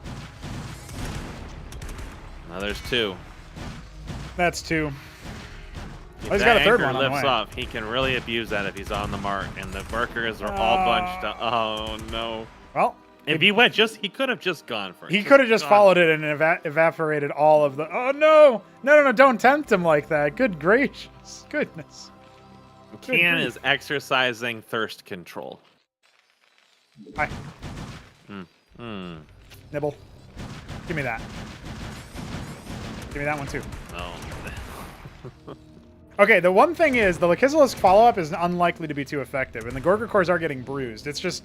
You know, Benno has to stabilize. could draw him out. I think Lekizalisk is just going to set it as choke for the moment. No, that's an Avi. He's going for more. He's got another Lekizalisk and Ovaleth combo, because only one of them can fit into a Lekizalisk. So. For what seems like almost the first time ever, Kian is ahead on workers because he's killed so many of them. There are 2 feet up. There is an Anseal up. There is a Wraith up. The Kizlisks are going to have to work pretty hard. Yes, 2 Wraiths. In fact, I mean, that's a good play. He could send the Wraiths across if he has the wherewithal to do it. And if he doesn't think he needs it for defense, he can start picking off workers left, right, and center. The Gorgs would have to, you know, do something about it. The repositioning You have to is chase okay. them around. He has detection, but it's very difficult to chase Wraiths with them. Yeah. Quaz again, so looking for another Zeth/Vorv breaking. A little harder to do. It's not Mavericks in those bunkers now, it's Cyprians, so they're a lot beefier. The Wraiths are flying out. Yeah, they're not going to cross paths, and obviously the Ovaleth has bigger range anyway, so neither of them are going to be aware of each other's movements here. But again, with the anchors, with more Cyprians being trained, with the detection there, with one Gorger core being one shot away, one misstep away from being killed, you know, unless Kian repositions it, which he looks like he's going to. He's just going to keep looking for maybe some sort of action there. The Wraiths are going to arrive, and there's no anti-air. So Benno should strike now and get his, you know, worker advantage back and force 3-Crow into a very awkward situation. He's got to burrow, but again, that's shutting down all the mining, right? And he could go after that Kagran, too, if he's really feeling audacious. Instead, he's just going to fall back, so... He flew away. You got to keep on the pressure. He's just going to start mining again. Surely. I think he might be concerned that there's a hidden base somewhere, but he didn't even scout the natural. Yeah. Now, 3-Crow still hasn't unburrowed his workers, and the Lekizalisks are up, so there will be some mishappiness, but the Anseal can just reveal them, and then the anchor can do plenty of damage. No. Oh, my God. And he lifts the anchor anyway, so... It's absolutely tragic. Now, again, there's still no mining happening, so... No mining. He's worried about the Wraiths, but the Wraiths are happily idling in the corner of the map. I know this feeling. I do it all the time. One of the most surviving Masons is trapped in a corner and bullied. Again, the Wraiths could just go back down and continue to harass or do some something. Nats. Ideal for destroying Wraiths. Trying to force down this anchor here. All he really has to go for is the Mason. Anseal's not even in a position to detect the Lekizalisk, so has to pull that back. He's going to lose the anchor for it. Probably won't lose much else, maybe a single Cyprian, but the Anseal's still not in position, so it just unburrows and dies instead. So again, this is where 3-Crow really dropped the ball. He could have been mining this whole time and he didn't know it.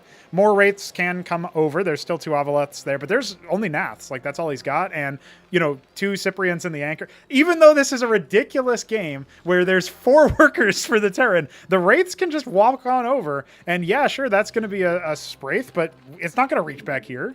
That's and the Nats are leaving. For a Spraith. I think that was going to be a Larvosk.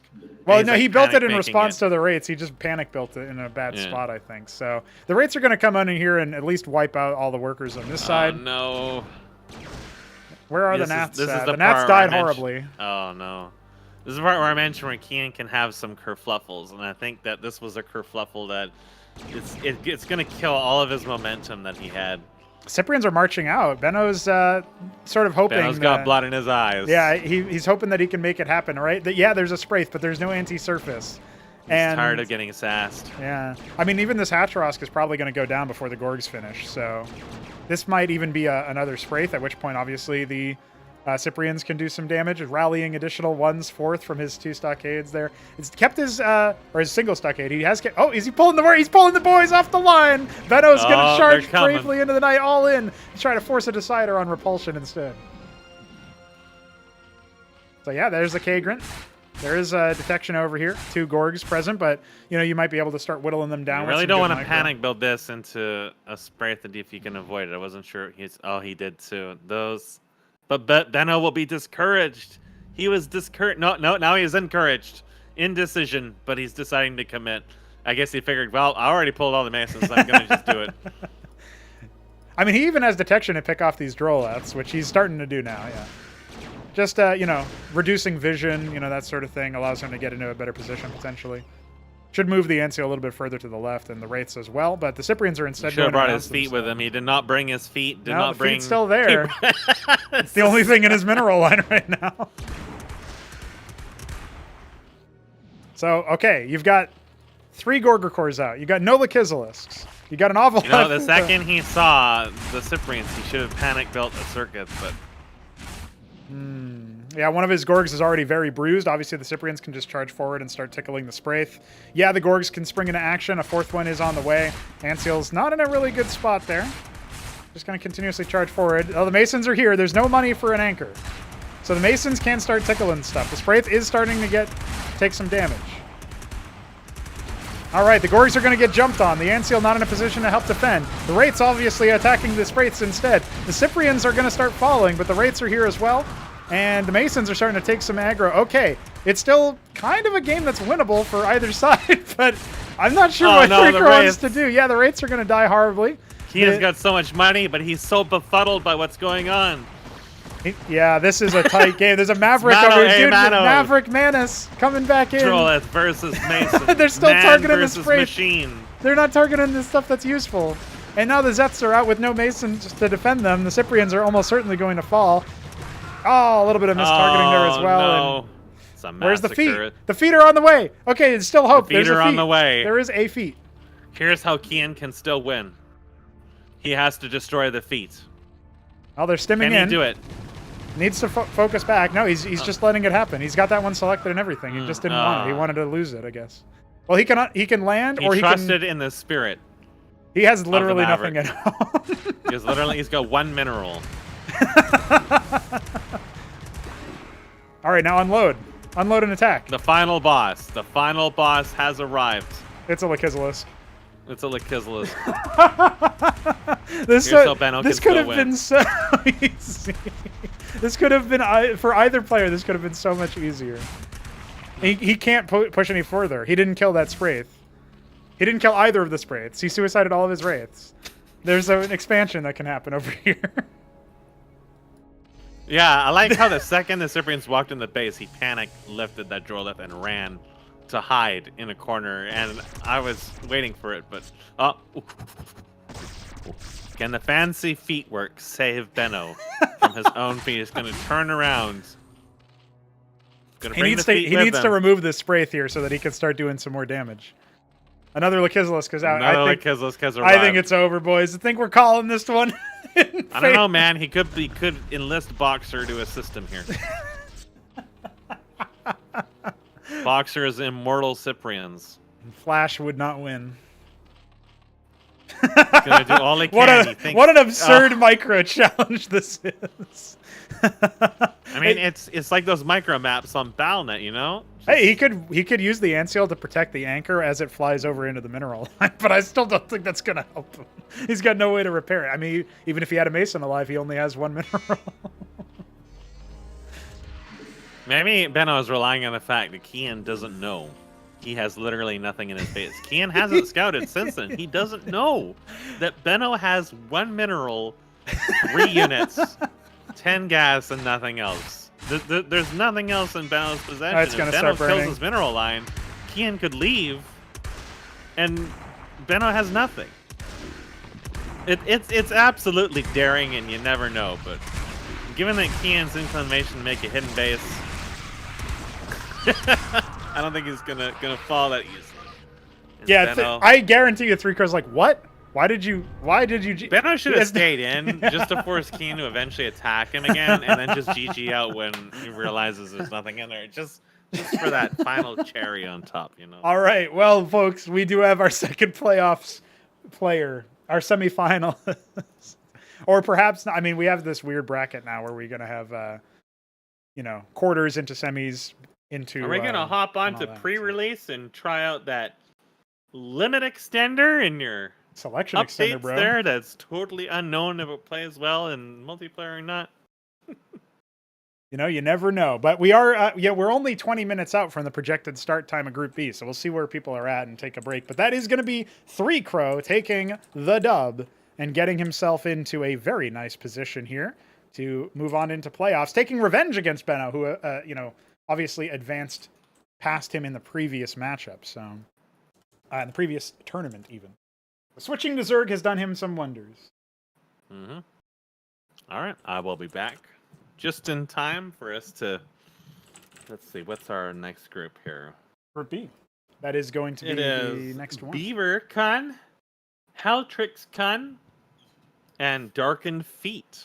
Yeah, very Will exciting. we see Anthelian rushes once again? I certainly hope so. All right, boys. GG, that was an amazing way to close out the group, and we're out of here for just a few minutes. Back soon.